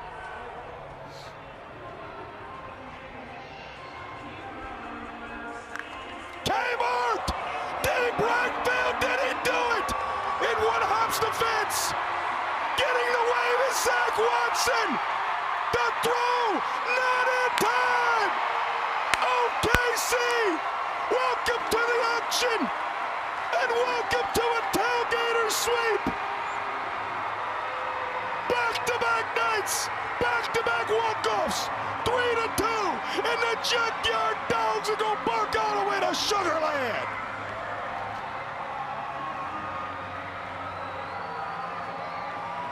It's pick your poison with the Texas Tailgaters. Nick Lopez, the most clutch guy in their lineup, you set him down. Here's the unction coming at you. He has been waiting to get a hold of one here in OKC. And he picked the perfect time. The first time in Tailgaters history that they have walked off back-to-back games. And it's the guy who's done it all year. Kyle Martin. Wow, 3-2 final, man. What a series here in Oklahoma City. To say that those fellas right there on your screen didn't have to scratch, fight, and claw for both of their wins. That'd be an understatement. Wow. And in a night where, truthfully, you see it, 6 hits for the Clowns, 7 hits for the Tailgaters. It was not offense that shot. Brett Sanchez was awesome again tonight. Brett Maddox was awesome to start this ball game for the Clowns tonight. Kobe Robinson, wow, you got to tip your cap to that guy. Nails. He comes in, those 2 scoreless. He was able to help earn the point to tie the ball game up for the Clowns in the 8th. But somehow, some way, it was a guy that we know as the unction. And he's our showman tonight with Michael Schwartz. king of banana ball. What are you going to say with no shirt on? That was a tough position you were in. There were some arguments about the calls. What did you think just to get the contact on that baseball, that banana ball? The calls are what they are. You can't do anything about them. You just got to keep moving forward and just be ready for the next event. You weren't the happiest with how you performed, but how good does this feel? I mean, I had one taken away from the win, so like I said, any way we can get a W is great. How do you feel? I know you got hit with the ball in the funny bone. Oh, no, we'll be okay. We'll be okay. That's the Kmart way. Hey, go shake hands. Guys, stay with me for 1 second because I just want to find Megan, if we could find Megan Wiggins. I'm not sure if she's here, guys. We'll come back to her. I don't know where she is, but Cam, Brett, I'm going to send it back to you. I don't know where she is, but an amazing moment, too, for just Megan to get up to the plate today. These guys are shaking hands. Their last series together, and this was, what a show this was, guys. Brett, Cam, back to you. Just incredible. I tell you what, Kyle Martin, I know he just had one hit tonight. I fully understand that, but anytime a guy walks off a baseball game or a banana ball game, he's got to be your showman. Tip your cap to Brett Sanchez, who was wonderful yet again here tonight, but Kmart's your hero. And yet again, he walks it off. The guy that leads banana ball in walk-offs, now with 16 of them. We talk about walk-offs, that's walking off an inning. He's walked off a game 16 times. He has walked off an inning this year, walks it off in the ninth tonight with his game-winning double again. I know he only went 1 for 4. He was hit by a pitch, so he reached twice, but he was definitely a showman tonight. Absolutely, and it just goes to show you, man, when you're at this point of the season, everyone's pushing for the playoffs, Tailgaters pushing for that #1 spot. It is the guys you trust the most in the biggest situations. He hadn't got a hold of one this series. It was a frustrating plate appearance when he got hit by the pitch against Kobe Robinson, and he turns that into a game winner in the ninth, and absolutely got a hold of that one. When you need him, Kyle Martin is there. And while we still have this up on the screen, this is just the second time in Texas Tailgaters history that the points and runs have been the exact same, with the Tailgaters winning the game 3-2 and also winning it in the runs category 3-2 as well. As we'll welcome you back into the broadcast booth. Wow, I have to wax poetically for a moment about two guys, and then there's a third guy, but I'll tell you about him in a moment. He's Cam Stewart, I'm Brett Loftus. Brett Maddock, Brett Sanchez. One of the best starting pitching duels I think we have seen this year tonight, Cam Stewart. I mean, these guys just didn't give an inch the whole time. And we had a point in this game where it was 1-1 and both runs were scored on ball 4 sprints. Like, nothing was getting barreled up by two pretty good offenses here. And I think the name of the game tonight, and when we look back at it, probably last night too, was grit. This was a gritty series. You could have separated these two teams with an index card, just like Spartanburg 2 weeks ago. Clowns won that series 2-1. This, a 2-game sweep for the Texas Tailgaters, but by no means a runaway. And they're still going to be the #1 seed heading into next week. These Tailgaters, man, they're back to who they were right after the Open. Win the series in Wilmington, Delaware. Now this weekend, they sweep. They've won 4 out of their last 5, as we'll take a look at the standings. Spoiler alert coming if you don't know what's happened elsewhere tonight. Obviously, we don't want to spoil anything for those fans that want it, so turn it off. Obviously, as it stands, Bananas Coconuts not yet done. So the Tailgaters have gained half a game for now on the Bananas, Coconuts, and Party Animals, as well as the Firefighters, and obviously an entire game on the Clowns with the win here tonight. So, depending on what happens in those other games, there's no way that the Tailgaters and Bananas will not be 1-2 after the weekend. Now, the Party Animals could end up tying the Coconuts, and then you get into tiebreaker stuff. Firefighters and Clowns still below the line. That is the BBCL standings. And again, we know for a fact that the Tailgaters are the 1 seed and the Bananas will be the 2 seed leaving the weekend, regardless of the other 2 outcomes in St. Louis and in Billings. Welcome you back in the booth. I must say, this might have been the most entertaining series that I've watched this year between these Clowns and these Texas Tailgaters. It finishes after the 12 games they played. The Tailgaters win 9 of them. The Clowns only win 3 of them. But just an incredible series. 2 of the most entertaining and incredible teams in our entire sport. What the Clowns have done in year 1, after being revived, coming back from the dead, really, essentially, with stars like Jackie Bradley Jr. and Nick Wilson and Brett Maddock tonight and Del Francis Jr., Nico Holsizer. What they've done, bringing in Monet Davis, Eli Payton, who's playing everywhere. And there's one guy, Cameron Stewart, who stands out amongst all of them. What a blessing he's been to work with this year. I tell you what, we bring along a lot of new people in this industry, a lot of new people here, quite frankly, at Fans First Entertainment. They don't get too much better than Cam Stewart. And out of my favorite part of the Clowns and all those great players I just named for them this year, my favorite's been working with you, my friend, and that's what I've loved the most. It didn't matter about those 3 losses for the Tailgaters. Heck, it doesn't really even matter about the 9 wins they've had against Clowns. It's been looking forward to working with you every weekend, buddy. Man, the only thing worse than the Clowns getting swept for me is the fact that that might be it for us. Although Savannah may beckon. Playoffs. Washington, D.C. may Banana beckon Bowl. for the 2 of us. I mean, I so appreciate it, Brett. It's been so much fun working with you in these couple of series. You brought me along my first full-time series in Morgantown.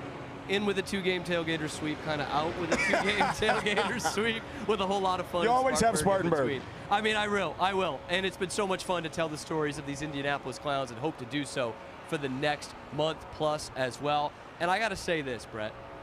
I think the Tailgaters sent a message this week. You said it. It felt like the post-open Texas Tailgaters when they were playing with all kinds of confidence. They've had some injury issues. No Chris Clark, no Indy Stanley, among others. And they keep on rolling. They just took the hottest team in the league and sent them back in 2 games in a row. And for the Clowns, look, you're really out of time for moral victories. You gotta win ball games to get into this postseason. But if you're taking a silver lining out of this, you were down arguably your best pitcher as well in David Griffin, who was not here this week, and you pushed the Tailgaters to the very brink both games. Gritty, you did it with pitching. You were there. You didn't have your big innings like you've had as the road team all year, and yet you were right there to the bottom of the 9th both nights. They are figuring things out still, especially with the pitching, but it's winning time.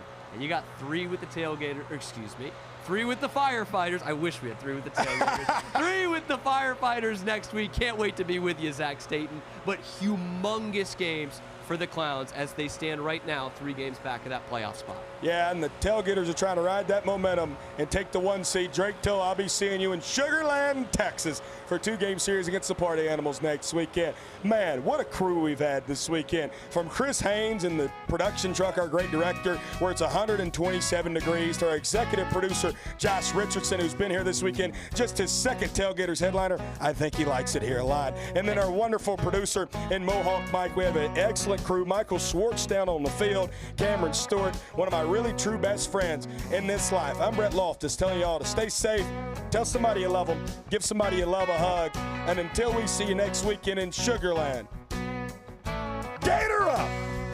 And, might I add, okay.